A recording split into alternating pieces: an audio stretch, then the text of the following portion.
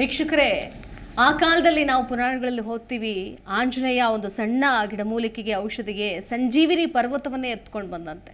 ಅದೇ ನಾವೀಗ ಸಂಜೀವಿನಿ ಅಂತ ಕರೆಯೋದು ಔಷಧಿಗಳನ್ನು. ಮಾರುಕಟ್ಟೆಯಲ್ಲಿ ವೈದ್ಯೋ ನಾರಾಯಣೋ ಹರಿ ಅಂತ ಹೇಳ್ತೀವಿ. ಆ ದೇವರು ಅನ್ನುವಂತಹ ಪ್ರತಿರೂಪದ ವೈದ್ಯರು ಪ್ರಿಸ್ಕ್ರಿಪ್ ಮಾಡಿದಂತಹ ಔಷಧಿಯನ್ನು ಸಂಜೀವಿನಿ, ಪ್ರಾಣ ಉಳಿಸುವಂತಹ ಔಷಧಿ ಅಂತ ಹೇಳ್ತೀವಿ. ಆದರೆ ಈ ಔಷಧಿನೇ ಪ್ರಾಣ ತೆಗೆಯೋ ಮಟ್ಟಕ್ಕೆ ಹೋಗ್ಬಿಟ್ರೆ, ಕಲಬೆರಕೆ ಆಗಿಬಿಟ್ರೆ, ಏನೇನರಲ್ಲೋ ಕಲಬೆರಕೆ ಕೇಳ್ತೀವಿ. ಔಷಧಿಯಲ್ಲೂ ಕಲಬೆರಕೆ ಆದರೆ ಯಾರನ್ನು ನಂಬೋದು ಅನ್ನೋ ಪರಿಸ್ಥಿತಿ 2015-16ರಿಂದ ಆಚೆ 22-23ರವರೆಗೂ ಕೂಡ ಕಲಬೆರಕೆ ಔಷಧಿ ಇದೀಗ ಸರಬರಾಜಾಗ್ತಾ ಇದೆ ಅನ್ನುವಂಥ ಮಾಹಿತಿ. ಇದೇನು ಇವತ್ತು ನಿನ್ನೆ ವಿಚಾರ ಅಲ್ಲದೆ ಇದ್ದರೂ ಕೂಡ ಇದನ್ನು ಬಹಳ ಗಂಭೀರವಾಗಿ ನಾವು ಪರಿಗಣಿಸಬೇಕಾಗತ್ತೆ. ಮಕ್ಕಳಿಗೆ ಕೊಡುವಂತಹ ಔಷಧಿಯಿಂದ ಹಿಡಿದು ಸಿರಿಂಜ್ಗಳಾಗಿರ್ಬೋದು, ಮಾತ್ರೆಗಳಾಗಿರ್ಬೋದು, ಚುಚ್ಚುಮದ್ದಾಗಿರಬಹುದು, ಆಯಿತಾ, ಡ್ರಾಪ್ಸ್ಗಳಾಗಿರ್ಬೋದು, ಅನೇಕ ಬಗೆಯ ಔಷಧಿಗಳು ಅಂತಂದರೆ ಅದೊಂದು ಮಹಾನ್ ಸಾಗರ ಅಂತ ಹೇಳ್ಬೋದು. ಆದರೆ ಆ ಮಹಾನ್ ಸಾಗರದಲ್ಲಿ ದೊಡ್ಡ ದೊಡ್ಡ ಕಂಪನಿಗಳು ಸಪ್ಲೈ ಮಾಡುವಂತಹ ಔಷಧಿಗಳೇ ಕಳಪೆ ಗುಣಮಟ್ಟದ್ದು ಅನ್ನೋದು ಗೊತ್ತಾಗಿ ದೊಡ್ಡ ದೊಡ್ಡ ಕಂಪನಿಗಳನ್ನು, ಔಷಧಿ ಪೂರೈಕೆ ಮಾಡೋ ಕಂಪನಿಗಳನ್ನು ಇದೀಗ ಕಪ್ಪು ಪಟ್ಟಿಗೆ ಸೇರಿಸಲಾಗ್ತಾ ಇದೆ. ನಾವೇನು ಬಹಳ ನಂಬಿಕೆ ಇಟ್ಟು ಕೊಂಡುಕೊಳ್ತಾ ಇದ್ದಂತಹ ಔಷಧಿ ಕಂಪನಿಗಳು ಬ್ಲ್ಯಾಕ್ ಲಿಸ್ಟಿಗೆ ಸೇರಿಬಿಟ್ರೆ ಹಾಗಾದರೆ ನಂಬಿಕೆ ಅನ್ನೋದು ಎಲ್ಲಿ ಉಳಿತು? ಔಷಧಿಗಳನ್ನು ಕೂಡ ಈ ರೀತಿಯಾಗಿ ಕಳಪೆ ಗುಣಮಟ್ಟದ ಬರೋದು ಏನು ಕಾರಣ?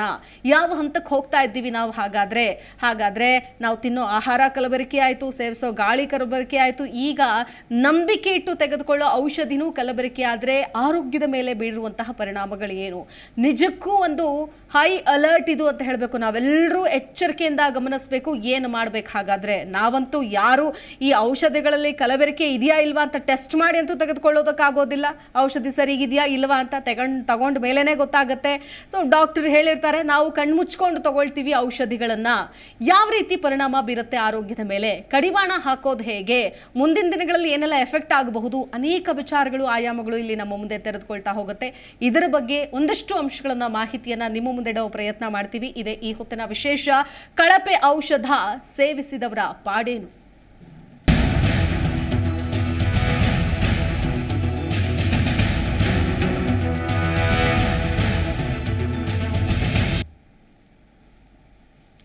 ವೀಕ್ಷಕರೇ, ಇದೇ ವಿಚಾರಕ್ಕೆ ಸಂಬಂಧಪಟ್ಟಂತೆ ಮಾತನಾಡೋದಕ್ಕೆ ನನ್ನ ಜೊತೆಗೆ ತಜ್ಞ ವೈದ್ಯರುಗಳು ಕೂಡ ಜಾಯ್ನ್ ಆಗ್ತಾ ಇದ್ದಾರೆ. ಮೊದಲೇದಾಗಿ ಡಾಕ್ಟರ್ ಅಂಜನಪ್ಪ ಇದ್ದಾರೆ. ಸರ್ ನಮಸ್ಕಾರ ಸರ್, ಕಾರ್ಯಕ್ರಮಕ್ಕೆ ಸ್ವಾಗತ. ಇನ್ನು ಡಾಕ್ಟರ್ ಹರೀಶ್ ಇದ್ದಾರೆ, ತಜ್ಞ ವೈದ್ಯರು, ಕಾವೇರಿ ಹಾಸ್ಪಿಟಲ್. ನಮಸ್ಕಾರ ಸರ್, ಕಾರ್ಯಕ್ರಮಕ್ಕೆ ಸ್ವಾಗತ.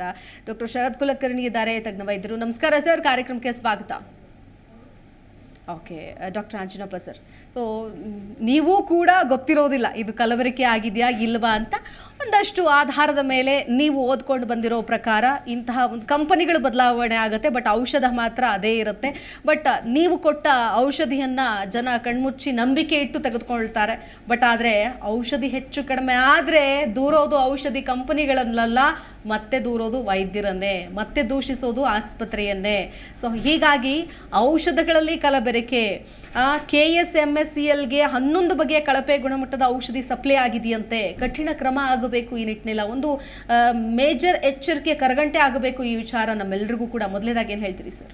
ಶಿಲ್ಪಾ ಅವರೇ, ಭಾಳ ಚೆನ್ನಾಗಿ ಹೇಳಿದಿರಿ. ಆಂಜನೇಯ ಆಗಿನ ಕಾಲದಲ್ಲಿ ಅಂದರೆ ರಾಮಾಯಣದಲ್ಲಿ ಸಂಜೀವಿನಿ ಬೆಟ್ಟವನ್ನು, ನಾನು ಆಂಜನಪ್ಪ ಅಲೋಪತಿ ಡ್ರಗ್ಸ್ ಬಗ್ಗೆ ಮಾತನಾಡಲಿಕ್ಕೆ ನಿಮ್ಮ ಮುಂದೆ ನನ್ನ ಇಬ್ಬರು ಕೊಲೀಗ್ಸ್ ಜೊತೆಯಲ್ಲಿ ಕೂತೀನಿ. ಇದು ನಿಜವಲ್ಲೂ ಆಗಂಥ ಕಾರ್ಯ.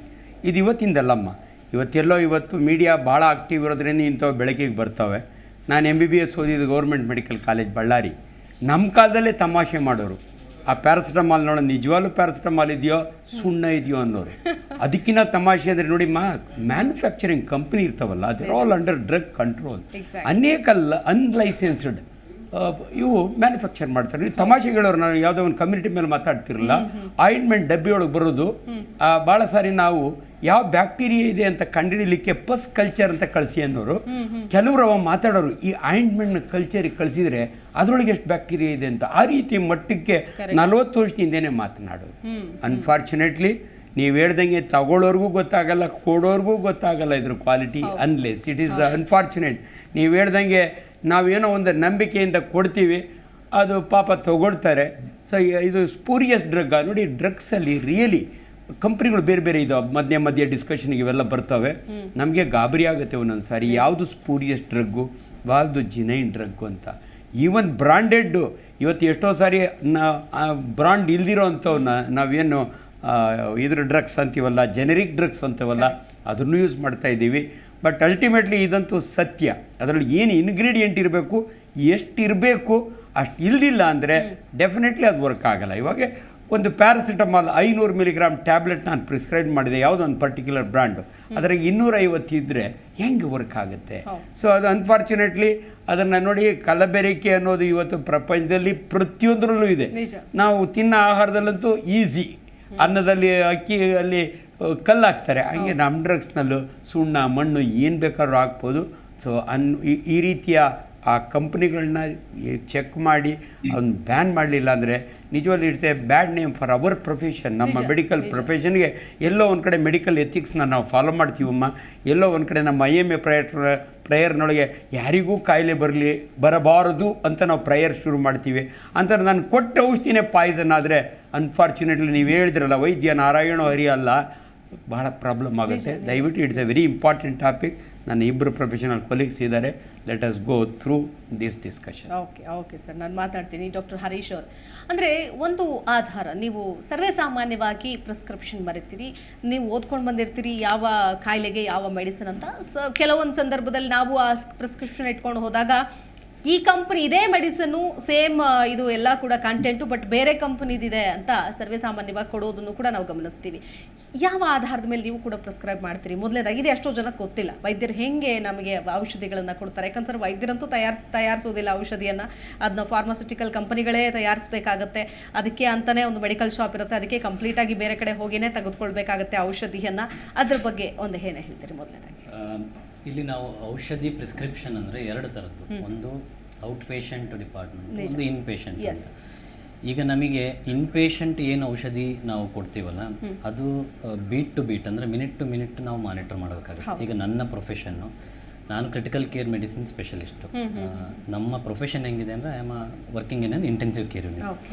ಈಗ ಯಾವುದೇ ಒಂದು ಪೇಷಂಟು ಒಂದು ಸೆಪ್ಸಿಸ್ ಅಂತ ಕರಿತೀವಿ, ಒಂದು ನ್ಯೂಮೋನಿಯಾ ಇನ್ಫೆಕ್ಷನಿಂದ ಬಂದು ಅಡ್ಮಿಟ್ ಆಗ್ತದೆ. ಅದು ಸೆಪ್ಟಿಕ್ ಶಾಕ್ಗೆ ಹೋದಾಗ ಅವ್ರದ್ದು BP ತುಂಬ ಕಮ್ಮಿ ಆಗ್ತಾ ಹೋಗುತ್ತೆ. ನಾವು ಕೊಡೋಂಥ ಮೆಡಿಸಿನ್ BP ಇಂಪ್ರೂವ್ ಮಾಡಲಿಕ್ಕೆ ಅದು ಸೆಕೆಂಡ್ ಟು ಸೆಕೆಂಡ್ ಆ್ಯಕ್ಟ್ ಮಾಡಬೇಕು. ಸೊ ಅಲ್ಲಿ ಒಂದು ಸೆಕೆಂಡು ಕೂಡ ಕೌಂಟ್ ಆಗ್ತದೆ. ಈಗ ನಾವು ಕೊಡೋ ಅಂಥ ಮೆಡಿಸಿನ್ನು BP-ನ ಮೇಲ್ಗಡೆ ತರಲಿಲ್ಲ ಅಂದರೆ, ಬ್ಲಡ್ ಪ್ರೆಷರ್ ಇಲ್ಲ ಅಂದರೆ ಬೇರೆ ಆರ್ಗನ್ಸ್ಗೆ ಬ್ಲಡ್ ಸಪ್ಲೈ ಆಗೋದಿಲ್ಲ. ಸೊ ಅವರು ಮಲ್ಟಿ ಆರ್ಗನ್ ಡಿಸ್ಫಂಕ್ಷನ್ ಸಿಂಡ್ರೋಮ್, ಕೊನೆಗೆ ಸಾಯೋ ಪರಿಸ್ಥಿತಿ ಬರ್ತದೆ.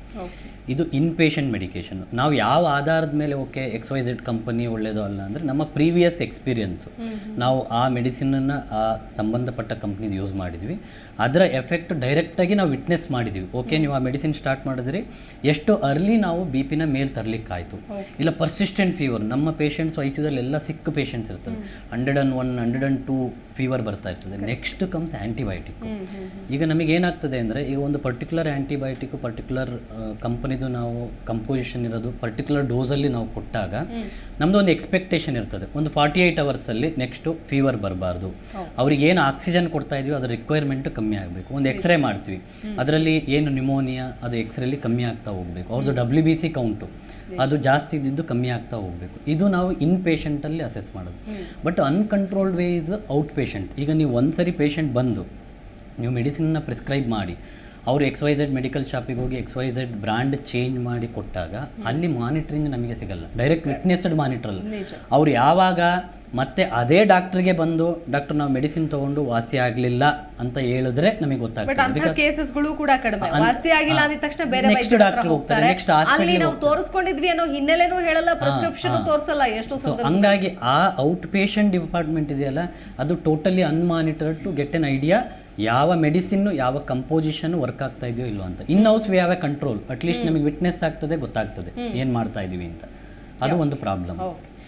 ಡಾಕ್ಟರ್ ಶರದ್ ಕುಲಕರ್ಣಿ ಅವರೇ, ಅಂದರೆ ಈಗ ಆಹಾರ ಅಂತ ಬಂದಾಗ ಹೌದು ಕಲಬೆರಕೆ ನಾವು ಎಷ್ಟೋ ಸರಿ ಮಾತನಾಡಿದ್ವಿ, ನೀವು ಕೂಡ ಚರ್ಚೆಯಲ್ಲಿ ಭಾಗಿಯಾಗಿದ್ದೀರಿ. ಸೊ ಅದನ್ನು ಕಂಡು ಹಿಡಿಯೋದಕ್ಕೆ ಅಂತಲೇ ಒಂದಷ್ಟು ಮಾರ್ಗಗಳಿವೆ, ವೇಸ್ ಇದೆ. ಅಟ್ಲೀಸ್ಟ್ ನಮ್ಮ ಕಣ್ಣಿಗೆ ಕಾಣಿಸುತ್ತೆ, we can touch, we can feel, ಅದನ್ನು ನೋಡಬಹುದು ಹೀಗೆ. ಆದರೆ ಔಷಧ ಅಂತ ಬಂದಾಗ ಅದನ್ನು ಮೊದಲೇ ಹುಷಾರಿರೋದಿಲ್ಲ, ಅದನ್ನು ನಂಬಿಕೆ ಇಟ್ಟು ಆ ಗುಣಮುಖ ಆಗಲಿ ಅಂತಲೇ ತಗೊಳ್ಳೋದು. ಆದರೆ ಅದು ರಿವರ್ಸ್ ಎಫೆಕ್ಟ್ ಆಗಿ ಅಡ್ಡ ಪರಿಣಾಮಗಳಾದ ಮೇಲೆ ಇನ್ಯಾವುದೋ ಸಮಸ್ಯೆಗೆ ಸಿಲುಕ್ತೀವಿ, ಇನ್ನೇನೋ ಸಮಸ್ಯೆಗಳಾಗುತ್ತೆ, ಕಲಬೆರಕೆ ಆಗಿರುತ್ತೆ, ಅಥವಾ ಗುಣಮಟ್ಟವನ್ನ ಕಳ್ಕೊಳ್ತಾ ಇದೆ. ಅಂದ್ರೆ ಕಳಪೆ ಗುಣಮಟ್ಟ ಇನ್ ದ ಸೆನ್ಸ್ ಅದು ಕಲಬೆರಕೆ ಅಂತಾನೆ ಹೇಳ್ಬೋದೇನೋ, ಗೊತ್ತಿಲ್ಲ. ಯಾವ ರೀತಿಯಾಗಿ ವ್ಯಾಖ್ಯಾನ ಮಾಡ್ತೀರಿ ನೀವು ಇದನ್ನ? ಕರೆಕ್ಟ್. ಫಸ್ಟ್ ಆಫ್ ಆಲ್ ಇದೇನು ಈಗ ಅವೇರ್ನೆಸ್ ಪ್ರೋಗ್ರಾಮ್ ತಗೊಂಡಿದ್ದೀರಾ ಮೇಡಮ್ ಈ G Kannada news through, so ಇದು ತುಂಬಾ ಜನರಿಗೆ ರೀಚ್ ಆಗ್ಬೇಕು. ಯಾಕೆಂದ್ರೆ ಈ ಮೆಡಿಸಿನ್ಸ್ ಬೈ ಚಾನ್ಸ್ ಜನರು ಆಲ್ರೆಡಿ ಕನ್ಸ್ಯೂಮ್ ಮಾಡಿದ್ದಾರೆ ಅಲ್ವಾ, ಸ್ಪೆಸಿಫಿಕ್ ಡ್ರಗ್ಸ್ ಇದೆ ಯಾವ್ದಾದಂತ ಲಿಸ್ಟ್ ಕೂಡ ಇದೆ, ಅಲ್ಲಿ ಅವರು ಲೇಬ್ಲಿಂಗ್ ಮಿಸ್ಟೇಕ್ ಅಂತ ಹೇಳ್ತಿದ್ದಾರೆ. ಹೌದು. ಮುದ್ರಣದಲ್ಲಿ ತೊಂದರೆ ಇತ್ತು, ಮುದ್ರಣದಲ್ಲಿ ಮಿಸ್ಟೇಕ್ ಆಗಿದೆ, ಆಲ್ರೆಡಿ ನಾವು ಇನ್ಫಾರ್ಮ್ ಮಾಡಿದೆ ಅಂತ ಹೇಳ್ತಿದ್ದಾರೆ. ಬಟ್ ಅದು ಆಲ್ರೆಡಿ ಹೆಂಗೆ ಸಪ್ಲೈ ಆಗೋದಿಕ್ಕೆ ಬಂತು, ಸಪ್ಲೈ ಹೇಗೆ ಆಯಿತು ಅನ್ನೋದು ದೊಡ್ಡ ಕ್ವಶನ್. ಇಲ್ಲಿ ಆಲ್ರೆಡಿ ತೊಂದರೆ ಇದೆ ಅಂತ ಹೇಳಿದ್ರೆ ಅದನ್ನ ಹಿಂಪಡಿಬೇಕಿತ್ತು ಅವರು. ಸೊ ಫುಡ್ ಅಲ್ಲಿ ಹಲವಾರು ಟೆಸ್ಟ್ ಗಳನ್ನ ಮಾಡಿ ಪ್ರಯತ್ನ ಮಾಡಬಹುದು ನಾವು ಅಡಲ್ಟ್ರೆಂಟ್ಸ್ ಅನ್ನ ಕಂಡುಹಿಡಿಯೋದಕ್ಕೆ. ಹೌದು. ಇಲ್ಲಿ ಕಳಪೆ ಮಟ್ಟ ಅಂತ ಹೇಳೋದು ಒಂದು ಕನ್ಸೆಪ್ಟ್ ಆದ್ರೆ, ಸೊ ಏನು ಇರಬೇಕು ಸರ್ ಹೇಳ್ತಿದ್ರು, ಅಂಜನಪ್ಪ ಸರ್ ವಯಸ್ಸರು ಹೇಳ್ತಿದ್ರು, ಮಿನಿಟ್ ಟು ಮಿನಿಟ್ ಅಥವಾ second to second micro fraction of the second ಕೂಡ ತುಂಬಾ ಇಂಪಾರ್ಟೆಂಟ್ ಇರುತ್ತೆ. ಎಲ್ಲೋ ಏನ್ ನಾವು ಟಾರ್ಗೆಟ್ ಅಚೀವ್ ಮಾಡೋದಿರುತ್ತೆ ಒಂದು ಹೆಲ್ತ್ ಮೇಲೆ, ಅದನ್ನ ಅಚೀವ್ ಆಗ್ಲಿಲ್ಲ ಅಂದ್ರೆ ಲೈಫ್ ಅಂಡ್ ಡೆತ್ ಕ್ವಶನ್ ಇರುತ್ತೆ ಪೇಷಂಟಿಗೆ ಅಥವಾ ಸಬ್ಜೆಕ್ಟಿಗೆ. ಸೊ ಇವಾಗ ಅಡಲ್ಟ್ರೆಂಟ್ಸ್ ಅನ್ನ ಕಂಡು ಹಿಡಿಯೋದು ಅಥವಾ ಇದು ಕರೆಕ್ಟ್ ಆಗಿ ಇದೆಯೋ ಇಲ್ವೋ ಕ್ವಾಂಟಿಟಿ, ಇದು MG ಕರೆಕ್ಟ್ ಆಗಿ ಇದೆಯೋ ಇಲ್ವೋ ಅಂತ ಕಂಡು ಹಿಡಿಯೋದಕ್ಕೆ ನಾವು ಮುಂಚೆನೆ ಎಷ್ಟು ಪ್ರಯತ್ನ ಪಡ್ತೇವೆ ಅಷ್ಟು ಒಳ್ಳೇದು. ಒಂದು ಸರಿ ಅದು ರಿಲೀಸ್ ಆಯ್ತು ಅಂತ ಹೇಳಿದ್ರೆ ಅದು ಎಲ್ಲೆಲ್ಲಿ ಹೋಗುತ್ತೆ, ಹೇಗೆ ಇವಾಗ ಹೆಂಗೆ ಕೋವಿಡ್ ಅನ್ನ ಹಿಂದೆ ಬೆನ್ನತ್ಬಿಟ್ಟು ಹುಡ್ಕೋದಿಕ್ ಪ್ರಯತ್ನ ಮಾಡಿದ್ರು, ಸೋರ್ಸ್ ಎಲ್ಲಿಂದ ಬಂತು ಅಂತ, ವಿಚ್ ವಾಸ್ ವೆರಿ ಡಿಫಿಕಲ್ಟ್. ಅದೇ ರೀತಿ ಇದು ಕೂಡ ತುಂಬಾ ಡಿಫಿಕಲ್ಟ್ ಆಗ್ಬಿಡುತ್ತೆ, ಎಲ್ಲಿ ಹೋಗಿದೆ, ಯಾರು ತಗೊಳ್ತಿದ್ದಾರೆ, ಯಾರಿಗೆ ಹಿಂಗ್ ತೊಂದರೆ ಆಯ್ತು ಅಂತ ತುಂಬಾ ಡಿಫಿಕಲ್ಟ್ ಆಗ್ಬಿಡುತ್ತೆ. ಸೊ ಲೈಸೆನ್ಸಿಂಗ್ ಸ್ಟೇಜ್ ಅಲ್ಲೇನೆ ಇದನ್ನ ನಾವು ಹಿಡಿದಿಟ್ಕೊಂಡ್ಬಿಟ್ಟು, ಲೈಸೆನ್ಸಿಂಗ್ ಸ್ಟೇಜ್ ಅಲ್ಲೇ ಇನ್ನೊಂದ್ 2 ಸ್ಟೆಪ್ಸ್ ಗಳನ್ನ ಎಕ್ಸ್ಟ್ರಾ ಆಡ್ ಮಾಡ್ಕೊಂಡ್ಬಿಟ್ಟು, ಕ್ವಾಲಿಟಿ ಚೆಕ್ ಅಲ್ಲೇನೆ ಇನ್ನೊಂದ್ 2 ಎಕ್ಸ್ಟ್ರಾ ಸ್ಟೆಪ್ಸ್ ಗಳನ್ನ ಆಡ್ ಆಲ್ರೆಡಿ ಇದೆ, ಇಲ್ಲ ಅಂತಲ್ಲ, ಕ್ವಾಲಿಟಿ ಚೆಕ್ ಅಲ್ಲೇ ಆಲ್ರೆಡಿ ನಾವು ಇರುವಂತಹ ಸ್ಟೆಪ್ಸ್ ಗೆ ಇನ್ನೊಂದ್ 2 ಸ್ಟೆಪ್ಸ್ ಗಳನ್ನ ಎಕ್ಸ್ಟ್ರಾ ಆಡ್ ಮಾಡಿಬಿಟ್ಟು ನಾವು ಇದನ್ನ ಮುಂದೆ ರಿಲೀಸ್ ಮಾಡಿದ್ರೆ ತುಂಬಾ ಒಳ್ಳೇದು. ಯಾಕಂದ್ರೆ ಒಂದ್ಸರಿ ಬಂತು ಅಂತ ಹೇಳಿದ್ರೆ ಹೇಗೆ ಕಂಡುಹಿಡಿಬೇಕು ಸರ್ ನಾವು ಇದು ನಿಜವಾಗ್ಲೂ ಕರೆಕ್ಟ್ ಆಗಿದೆ ಇಲ್ವೋ ಅಂತ ಹೇಳೋದಕ್ಕಿಂತ, ಬಿಕಾಸ್ ನೀವು ಬಿಡ್ತೀರಿ ಅವಾಗ ವೈದ್ಯರು ಒಂದ್ಸರಿ ನಾವು ಪ್ರಿಸ್ಕ್ರೈಬ್ ಮಾಡಿದ ಮೇಲೆ ಅದನ್ನ ಹಲವಾರು ಜನ ಟ್ರಸ್ಟ್ ಇಟ್ಕೊಂಡೇ ತಗೊಂಡ್ಬಿಡ್ತಾರೆ. ಸೊ ಅವ್ರು ಮತ್ತೆ ಹಿಂದೆ ಮುಂದೆ ನೋಡಲ್ಲ, ಓ ಮೆಡಿಸಿನ್ ಅಲ್ಲಿ ಏನಿದೆ ಒಂದ್ಸರಿ ಟೆಸ್ಟ್ ಮಾಡೋಣ, ಕೊಟ್ಟರು ಒಂದ್ಸರಿ ಹೇಳಿದ್ದಾರೆ ಟೆಸ್ಟ್ ಮಾಡಿ ಅಂತ ಬರಲ್ಲ, ಯೂಶಲಿ ಬರಲ್ಲ ಅಂಡ್ ಮಾಡೋದು ಇಲ್ಲ. ಬಿಕಾಸ್ ಆಲ್ರೆಡಿ ಅವರಿಗೆ ಆಗ್ತಿರುವಂತ ತೊಂದರೆನ ಸರಿ ಮಾಡ್ಕೊಳ್ಳೋದಿರುತ್ತೆ. ಅದ್ ಬಿಟ್ಬಿಟ್ಟು ಎಕ್ಸ್ಪೆರಿಮೆಂಟೇಷನ್ ಮಾಡ್ಕೊಂಡು ಕೂತ್ಕೊಳ್ಳೋದು ಅವ್ರ ಕೆಲಸನೂ ಅಲ್ಲ, ಅಂಡ್ ಅವರು ಮಾಡೋದು ಎಷ್ಟೊಂದು ಸೂಕ್ತ ಅನ್ನೋದು ಕೂಡ ಪ್ರಶ್ನೆ. ಸೊ ಮುಂಚೆನೆ ನಾವು ಕ್ವಾಲಿಟಿ ಕಂಟ್ರೋಲ್ ಅಲ್ಲಿ ಸ್ಟೆಪ್ಸ್ ಅನ್ನ ಎಕ್ಸ್ಟ್ರಾ ಆಡ್ ಮಾಡ್ಕೊಳ್ಳೋದು ತುಂಬಾ ಒಳ್ಳೇದು. ನಿಜ, ಒಳ್ಳೆಯ ಅಂಶವನ್ನು ಹೇಳಿದ್ರಿ. ಡ್ರಗ್ ಕ್ವಾಲಿಟಿ ಕಂಟ್ರೋಲ್ ಅಂತ ಕೂಡ ಒಂದಿದೆ. ಸೊ ಅಲ್ಲಿಂದ ಟೆಸ್ಟ್ಗಳಾಗುತ್ತೆ, ಟೆಸ್ಟ್ಗಳಾದ ನಂತರದಲ್ಲಿ ವೈದ್ಯರಿಗೂ ಕೂಡ ಬರುತ್ತೆ, ಓಕೆ ಇದು ಸೇಫ್ ಆಗಿದೆ, ಟೆಸ್ಟ್ ಆಗಿದೆ, ಎಲ್ಲ ಒಂದು ಹಂತಗಳನ್ನು ಕೂಡ ದಾಟಿ ಬಂದಿದೆ ಅಂದ ಮೇಲೇ ಅವರು ಕೂಡ ಪ್ರಿಸ್ಕ್ರೈಬ್ ಮಾಡೋದು. ಬಟ್ ಆದರೆ ಹೀಗೆಲ್ಲ ಆಗಿ ಸಪ್ಲೈ ಮಾಡ್ತಾ ಇದ್ದ ಕಂಪನಿಗಳೇ ಈಗ ಬ್ಲ್ಯಾಕ್ ಲಿಸ್ಟಿಗೆ ಸೇರಿದೆ ಅಂತಂದರೆ, ಇತ್ತೀಚಿನ ಒಂದು ಉದಾಹರಣೆ, ಬೆಸ್ಟ್ ಎಕ್ಸಾಂಪಲ್ ನಾನು ನಿಮಗೆ ಕೊಡ್ಬೋದು ಅಂತಂದರೆ ಕೋವಿಡ್, ಅದಕ್ಕೆ ಹಾಕಿಸಿಕೊಂಡ ವ್ಯಾಕ್ಸಿನೇಷನ್, ಲಸಿಕೆ, ಅದು ಕೂಡ ಒಂದು ಔಷಧ ಅಂತಲೇ ನೋಡ್ತೀವಿ. ಅಂದರೆ ಮುಂದೆ ಬರದೇ ಇರೋ ರೀತಿಯಾಗಿ ತಡೆಗಟ್ಟುವಂತಹ ಒಂದು ಗುಣಮಟ್ಟ ಇದೆಯಾ, ಅಡ್ಡ ಪರಿಣಾಮಗಳು ಇದೆ ಅಂತ ಈಗ ಹೇಳ್ತಾ ಇದ್ದಾರೆ. ಹೀಗಾದರೆ ಹೇಗೆ ಅನ್ನೋ ಪ್ರಶ್ನೆ ಎದುರಾಗುತ್ತೆ. ಅಂಜನಪ್ಪ ಅವರೇ, ಅಂದರೆ ಭಾರತದಂತಹ ದೇಶದಲ್ಲಿ ವೈದ್ಯಕೀಯ ಹೊರೆಯನ್ನು, ಈ ವೆಚ್ಚವನ್ನು ಭರಿಸುವುದೇ ಒಂದು ದುಸ್ತರ, ಅದೊಂದು ದೊಡ್ಡ ಹೊರೆ ಆಗುತ್ತೆ. ಅವರು ದುಡಿದಂತಹ ಎಷ್ಟೋ ಸಂದರ್ಭಗಳಲ್ಲಿ ಅರ್ಧ ಭಾಗಕ್ಕಿಂತ ಹೆಚ್ಚು ಸಮಸ್ಯೆಗಳಾದಾಗ ವೈದ್ಯಕೀಯ ವೆಚ್ಚಕ್ಕೇ ಭರಿಸಬೇಕು. ಆದರೆ ಇದರಲ್ಲಿ ಒಂದು ಶಾಕಿಂಗ್ ಅಂಶ, ವಿಶ್ವ ಆರೋಗ್ಯ ಸಂಸ್ಥೆ ಅಂಕಿಅಂಶದ ಪ್ರಕಾರ 70% ಅಂದರೆ ವೈದ್ಯಕೀಯ ವೆಚ್ಚದಲ್ಲಿ 70% ಔಷಧಿಗಳೇ ನುಂಗು ಹಾಕುತ್ತೆ ಅಂತ. ಈ ಔಷಧಿಗಳಿಂದಲೇ ಸೈಡ್ ಎಫೆಕ್ಟ್ ಆಗ್ತಾ ಇದೆ ಅಂತಂದರೆ, ಅಂದರೆ ಅಷ್ಟು ಬಹುದೊಡ್ಡ ಪಾಲು ಅಲ್ಲಿಗೆ ಹೋಗ್ತಾ ಇದ್ದಾಗಲೂ ಕೂಡ ಕಲಬೆರಕೆ ಆಗ್ತಾ ಇದೆ. ಅಂದರೆ ಇದು ಅಷ್ಟು ದೊಡ್ಡ ಮಾರುಕಟ್ಟೆ ಇದೆ ಅನ್ನೋ ಕಾರಣಕ್ಕೇ, ಕಾಂಪಿಟೇಷನ್ ಇದೆ ಅನ್ನೋ ಕಾರಣಕ್ಕೇ ಕಲಬೆರಕೆ ಆಗ್ತಾ ಇದೆಯಾ ಅನ್ನುವಂಥ ಪ್ರಶ್ನೆ ಏನು ಹೇಳ್ತೀರಿ? ತುಂಬ ಒಳ್ಳೆ ಎಕ್ಸ್ಪ್ಲನೇಷನ್ ಕೊಟ್ಟರು. ಒಂದು is A intensive specialist, drugs ಹೆಂಗೆ ಮಾನಿಟ್ರ್ ಆಗುತ್ತೆ. ನಾವು ಔಟ್ ಪೇಷಂಟಾಗ ಅನ್ಫಾರ್ಚುನೇಟ್ಲಿ ನಮಗೆ ಇಷ್ಟು ವರ್ಷ ಎಕ್ಸ್ಪೀರಿಯನ್ಸ್ ಇದ್ದು ಕ್ವಾಲಿಫೈಡ್ ಡಾಕ್ಟರ್ ಆದರೂ ಕೂಡ ಒಂದು ಇಂಪಾರ್ಟೆಂಟ್ ಆಂಟಿಬಯೋಟಿಕ್ಕು ಯಾವುದೇ ಒಂದು ಕಂಪನಿ ಒಳಗೆ ಆ ಬಯಾಲಜಿಕಲ್ ಕಂಟೆಂಟ್ ಸೇಮ್ ಇರುತ್ತೆ ನೋಡಿ. ಕೆಲವು ಸಮಯ ಹೆಸರು ತೊಗೋಬೇಕಾಗ ಆಗ್ಮೆಂಟಿನ್ ಒಂದು ಔಟ್ ಪೇಷಂಟ್ ಪ್ರಿಸ್ಕ್ರೈಬ್ ಮಾಡೋವಂಥ $76. ಇದೇ ಪ್ರಾಡಕ್ಟು $15 ಸಿಕ್ಕುವಂಥ ಕಂಪನಿ ಇದೆ.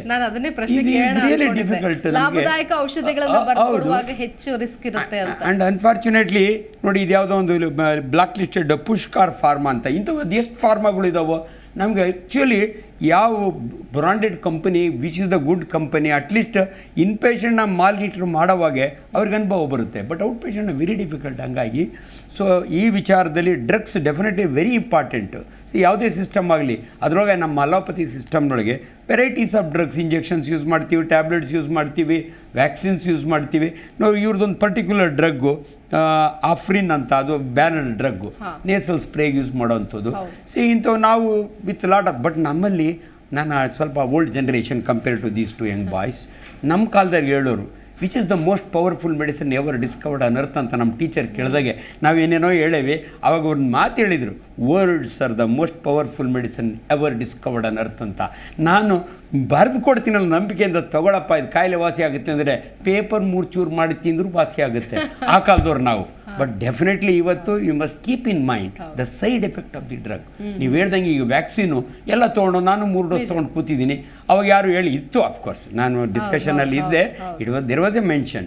ಬಟ್ ಇಷ್ಟು ದೊಡ್ಡ ಮಟ್ಟದ ಸೈಡ್ ಎಫೆಕ್ಟ್ಸ್ ಇದೆ ಅಂತ ಸ್ವತಃ ಖುದ್ದು ಅದನ್ನ ಮ್ಯಾನುಫ್ಯಾಕ್ಚರಿಂಗ್ ಮಾಡಿದ ಕಂಪನಿಗಳೇ ಒಪ್ಕೊಂಡಾಗ ಡೆಫಿನೆಟ್ಲಿ ಯಾವ ಹಂತಕ್ಕೆ ಹೋಗುತ್ತೆ ಅನ್ನೋದು ಅವಾಗಲೇ ಯಾಕೆ ಹೇಳಲಿಲ್ಲ ಇದನ್ನೆಲ್ಲ ಅನ್ನೋ ಪ್ರಶ್ನೆ ಬಂದೇ ಬರುತ್ತಲ್ಲ sir.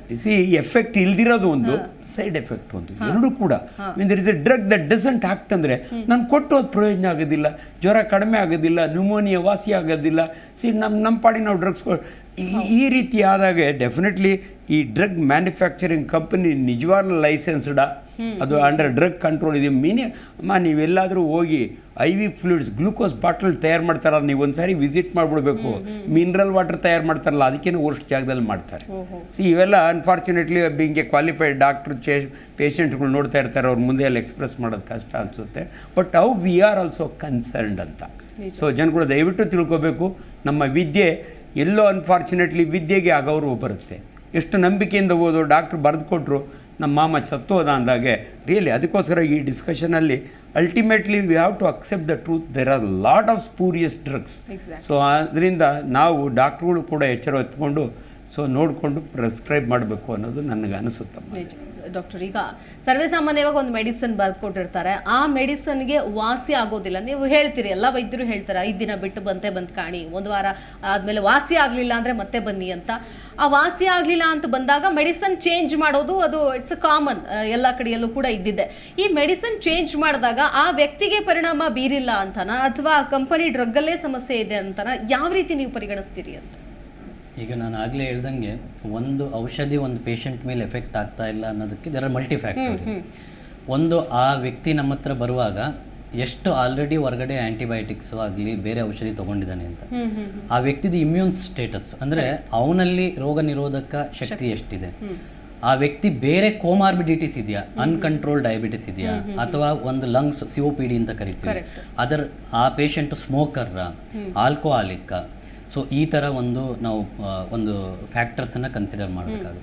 Next comes like drug dependent, ಅಂದರೆ ಆ ಡ್ರಗ್ಗು ಆಪ್ಟಿಮಲ್ಲಾಗಿ ಡೋಸ್ ಕೊಟ್ಟಿದ್ದೀವ, ಆ ಡೋಸ್ ಫ್ರೀಕ್ವೆನ್ಸಿ ಅವ್ರು ಕರೆಕ್ಟಾಗಿ ತೊಗೊಂಡಿದ್ದಾರಾ, ಆಮೇಲೆ ಆ ಡ್ರಗ್ದು ನಾವು ಕಂಪೋಸಿಷನ್ನು, ಕಾಂಬಿನೇಷನ್ನು ಅದನ್ನೆಲ್ಲ ಚೆಕ್ ಮಾಡಿದ್ವಿ. ಮತ್ತು ಅವರಿಗೆ ಆಗಿರೋಂಥ ಆರ್ಗ್ಯಾನಿಸಮ್ ಅದು ಎಷ್ಟು ವೈರುಲೆನ್ಸು, ಅದು ಎಷ್ಟು ಲೈಕ್ ಸ್ಟ್ರಾಂಗ್ ಇದೆ ಅಂತ. ನಾವು ಈಗ ಒಂದು ಏನು ಹೇಳ್ಬೇಕಂದ್ರೆ, ಈಗ ನಾವು ಇದು ಕೌಂಟ್ರಫಿಟೆಡ್ ಡ್ರಗ್ಸ್ ಅಂತ ಏನು ಕರಿತೀವಿ, ಕಳಪೆ ಔಷಧಿ ಅಂತೇಳಿ, ಒಂದು ಪ್ರಾಬ್ಲಮ್ಮು ಲೈಕ್ ಅದು ಮಾರ್ಬಿಡಿಟಿ ಜಾಸ್ತಿ ಮಾಡುತ್ತೆ, ಡೆತ್ ರೇಟು ಅಂದರೆ ಉಪಯೋಗ ಬರಲಿಲ್ಲ ಅಂದರೆ obviously sick patient will die. ಇನ್ನೊಂದು ಮೇಜರ್ ಅಂಶ ಏನಂದರೆ, ನಾವೀಗ ಒಂದು ಆ್ಯಂಟಿಬಯೋಟಿಕ್ ಕೊಡ್ತಾ ಇದ್ದೀವಿ, ಅದ್ರದ್ದು ಕಂಪೋಸಿಷನ್ನು ಕಾನ್ಸಂಟ್ರೇಷನ್ ಕಮ್ಮಿ ಇದೆ ಅಂದರೆ ಅನ್ನೆಸರಿ ಡ್ರಗ್ ರೆಸಿಸ್ಟೆನ್ಸಿಗೆ ಆ್ಯಡ್ ಆಗುತ್ತೆ. ಪರ್ಟಿಕ್ಯುಲರ್ಲಿ ಟ್ಯೂಬರ್ಕ್ಯುಲೋಸಿಸ್, ನೀವೀಗ ಒಂದು ರೆಜಿಮನ್ ಟ್ಯೂಬರ್ಕ್ಯುಲೋಸಿಸ್ 9 ಮಂತ್ಸ್ ಕೊಟ್ರಿ ಅಂತಂದರೆ ಅದು ಎಫೆಕ್ಟ್ ಆಗಲಿಲ್ಲ ಅಂದರೆ ನೆಕ್ಸ್ಟ್ ಬರುವಾಗ ಅವನು ಡ್ರಗ್ ರೆಸಿಸ್ಟೆಂಟ್ TB ತೊಗೊಂಡು ಬರ್ತಾನೆ. That is true in ICU also.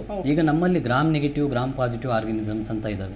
ಈಗ ನೀವು ಒಂದು ಆ್ಯಂಟಿಬಯೋಟಿಕ್ ಒಂದು ಬಿಲೀಫ್ ಆಗಿ ಕೊಡ್ತಾ ಇರ್ತೀರ, ಅದು ಕ್ಯೂರ್ ಮಾಡಲಿಲ್ಲ ಅಂದರೆ ಒಂದು ಅವನು ಸಾಯೋದು ಖಚಿತ, ಡಿಟೋರಿಯೇಟ್ ಆಗಿ. ಇನ್ನೊಂದು, ನೆಕ್ಸ್ಟ್ ಜನ್ರೇಷನ್ಗೆ ಡ್ರಗ್ ರೆಸಿಸ್ಟೆನ್ಸ್ ಜಾಸ್ತಿ ಆಗ್ತಾ ಹೋಗುತ್ತೆ. ಸೊ ನಾವು ಒಂದು ವ್ಯಕ್ತಿ ಬಂದಾಗ ಇಟ್ ಇಸ್ ಮಲ್ಟಿಫ್ಯಾಕ್ಟೋರಿಯಲ್. ಒಂದೇ ಒಂದು ಅಂಶದ ಮೇಲೆ ಓಕೆ ನಾವು ಜಸ್ಟ್ ಮೆಡಿಸಿನ್ ಚೇಂಜ್ ಮಾಡಿದ ತಕ್ಷಣ is going to get better, ಅದು ಕಷ್ಟ ಹೇಳೋದು. ಫಾರ್ ಎಕ್ಸಾಂಪಲ್, ಈಗ ಒಬ್ಬ ಅನ್ಕಂಟ್ರೋಲ್ ಡಯಾಬಿಟಿಸ್ ಪೇಷಂಟ್ ಇರ್ತಾನೆ, ಅವನಿಗೆ ಒಂದು ಕಾಲಲ್ಲಿ ಒಂದು ಗಾಯ ಆಗಿರ್ತದೆ, ನಾವು ಅದನ್ನು ಡಯಾಬಿಟಿಕ್ ಫುಟ್ ಅಂತ ಕರಿತೀವಿ. ನೀವು ಆ್ಯಂಟಿಬಯೋಟಿಕ್ ಕೊಡೋದು ಒಂದು ಪಾರ್ಟು, ಆ ಸೋರ್ಸ್ ಏನಿದೆ ಅದನ್ನು ಕಂಟ್ರೋಲ್ ಮಾಡಬೇಕು. ಅಲ್ಲಿ ಇನ್ಫೆಕ್ಷನ್, ಪಸ್ ಇರ್ತದೆ, ಗ್ಯಾಂಗ್ರೀನ್ ಇರ್ತದೆ, ಅದನ್ನು ಕ್ಲೀನ್ ಮಾಡಿ ತೆಗಿಬೇಕು. ಸೊ ಹಂಗಾಗಿ ಒಂದು ಆ್ಯಂಟಿಬಯೋಟಿಕ್ಕು ಫಂಕ್ಷನಲಿ ಎಫೆಕ್ಟ್ ಆಗಬೇಕಂದ್ರೆ so patient factors is immune status, drug factors and organism factor ಅಂದರೆ ಅದು ಬ್ಯಾಕ್ಟೀರಿಯಾದ ಗುಣಲಕ್ಷಣಗಳು ಇದೆಲ್ಲದೂ ಸೇರಿ ಒಂದು ಔಟ್ಕಮ್ ಇಂಪ್ಯಾಕ್ಟ್ ಆಗುತ್ತೆ. ಬಟ್ ಅದರಲ್ಲಿ ಒಂದು drug composition is having a major play, no doubt on that. ನಿಜ.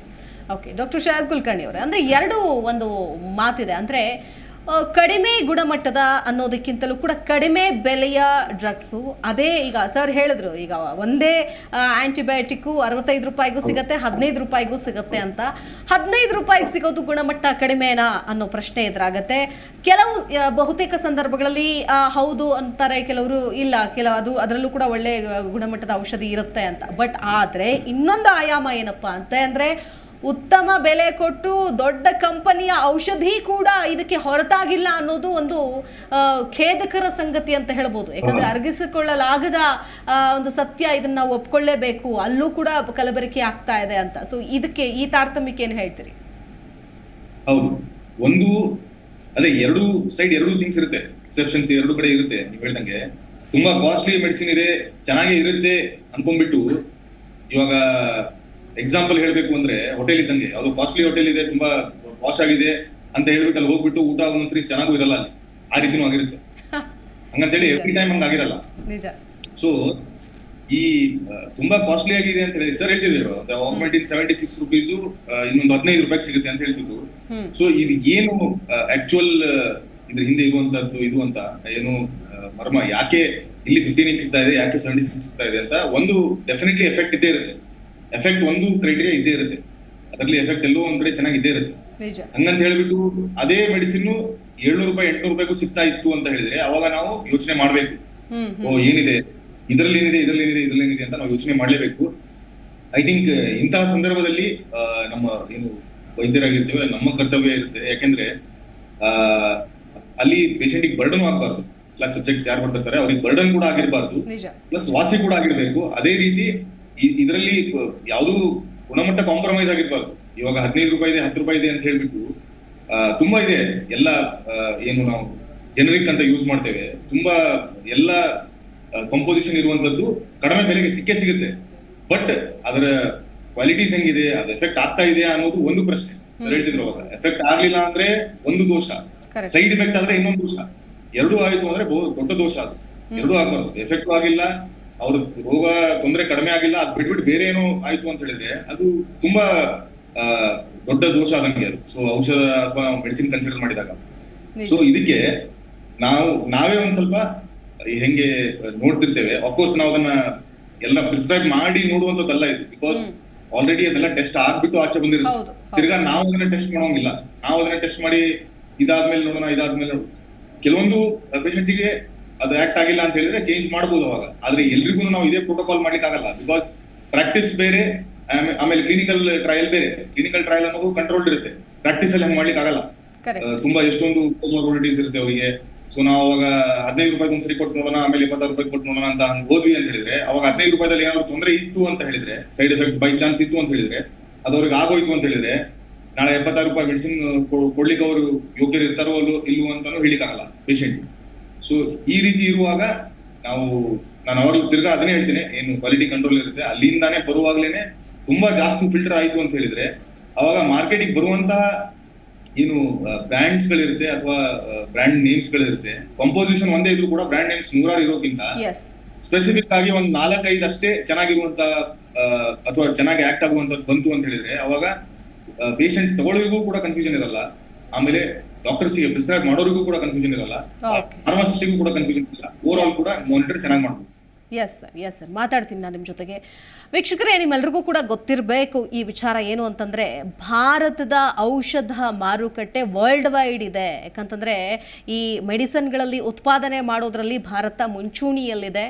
ಇದು ಎಫೆಕ್ಟ್ ಆದರೆ ಕೇವಲ ನಮ್ಮ ದೇಶಕ್ಕಲ್ಲ, ಸಾಕಷ್ಟು ದೇಶಗಳ ಮೇಲೂ ಕೂಡ ಪರಿಣಾಮ ಬೀರುತ್ತೆ. ಇನ್ನೊಂದು ಆಘಾತಕಾರಿ ಅಂಶ ಏನಪ್ಪ ಅಂತಂದರೆ, ಎಷ್ಟೋ ದೇಶಗಳಲ್ಲಿ ಕೆಲವೊಂದು ಔಷಧಗಳನ್ನು ಬ್ಯಾನ್ ಮಾಡಿಬಿಟ್ಟಿದ್ದಾರೆ, ಇದನ್ನು ಈ ದೇಶಗಳಲ್ಲಿ ಮಾರೋ ಹಾಗೇ ಇಲ್ಲ ಅಂತ ಕಟ್ಟುನಿಟ್ಟಾಗಿ ಕ್ರಮ ತೆಗೆದುಕೊಂಡಿದ್ದಾರೆ.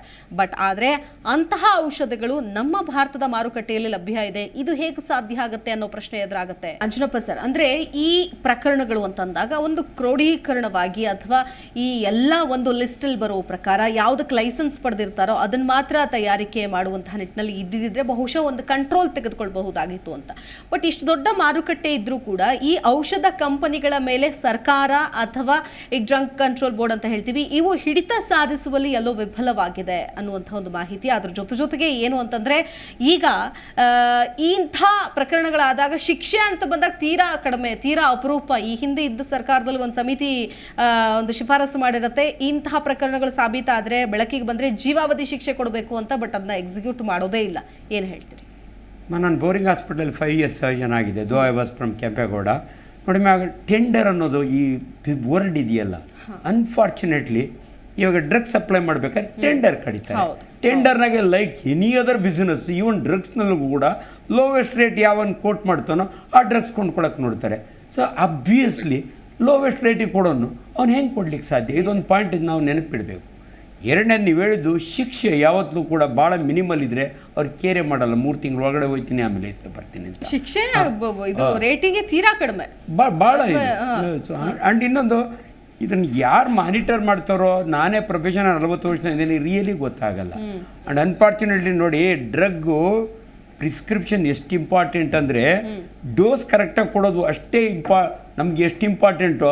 ನಾನು ಎಷ್ಟು ಕರೆಕ್ಟ್ ಡೋಸ್ ಕೊಟ್ಟರು ಕೂಡ ಆ ಡ್ರಗ್ಗಿನ ಕ್ವಾಲಿಟಿನೇ ಸ್ಪೂರಿಯಸ್ ಆದರೆ ಇವ ಪ್ರಯತ್ನ ಏನು, ನನ್ನ ನಾಲೆಡ್ಜ್ ಎಲ್ಲ ವೇಸ್ಟ್ ಆಗೋಯ್ತು, ಪೇಷಂಟ್ಗೆ ಅನುಕೂಲ ಆಗಲಿಲ್ಲ. ಇಂಥವು ಅನೇಕ ಫ್ಯಾಕ್ಟ್ರಿಗಳಿರ್ತವೆ. ಆದ್ದರಿಂದ ಇವೆಲ್ಲ ನಮ್ಮ ದೇಶದಲ್ಲಿ ನೀವು ಅವಲೇ ಒಂದು ಮಾತು ಹೇಳಿದ್ರೆ ನಿಜವಾಗ್ಲೂ ಇಡೀ ಪ್ರಪಂಚಕ್ಕೆ ವ್ಯಾಕ್ಸಿನ್ ಸಪ್ಲೈ ಮಾಡೋರು ನಾವು ಭಾರತೀಯರು.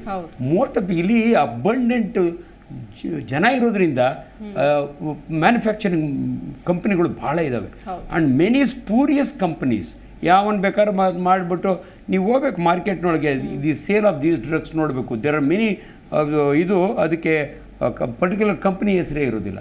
ಪ್ಯಾರಾಸಿಟಮಾಲ್ ಡೈರೆಕ್ಟ್ ಡಬ್ದಾಗ ಕೊಡ್ತಾರೆ ಹಂಗೇನೆ. ಅದು ಯಾವ ಕಂಪನಿ ಯಾರು ಮ್ಯಾನುಫ್ಯಾಕ್ಚರ್ ಮಾಡ್ದ, ರಿಯಲಿ ಆ ಟ್ಯಾಬ್ನಲ್ಲಿ ಎಷ್ಟಿರ್ಬೇಕು ಅವೆಲ್ಲ ಯಾರು ಮಾನಿಟ್ರೇ ಮಾಡೋದಿಲ್ಲ.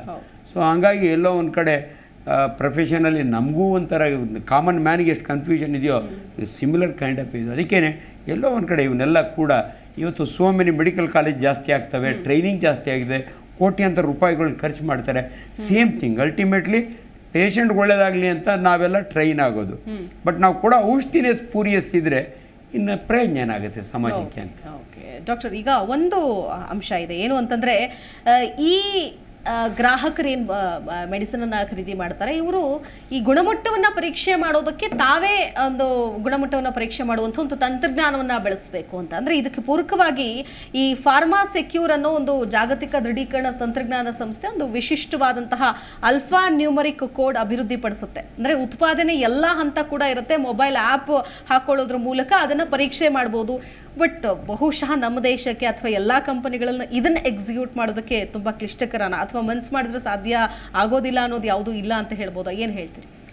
ಈಗ ನೋಡಿ, ಇದನ್ನು ಕಂಟ್ರೋಲ್ ಮಾಡಲಿಕ್ಕೆ ಕೌಂಟರ್ ಫಿಟೆಡ್ ಡ್ರಗ್ಸು, ಕಲಬೆರಕೆ, ಇದನ್ನು ಎಲ್ಲ ಲೆವೆಲೊಂದು ಹೈರಾರ್ಕಿ ಇರ್ತದೆ. ಈಗ WHO ಲೆವೆಲ್ಗೆ ಹೋದರೆ ನೀವು ಒಂದು global surveillance and monitoring system ಅಂತ ಇರುತ್ತೆ.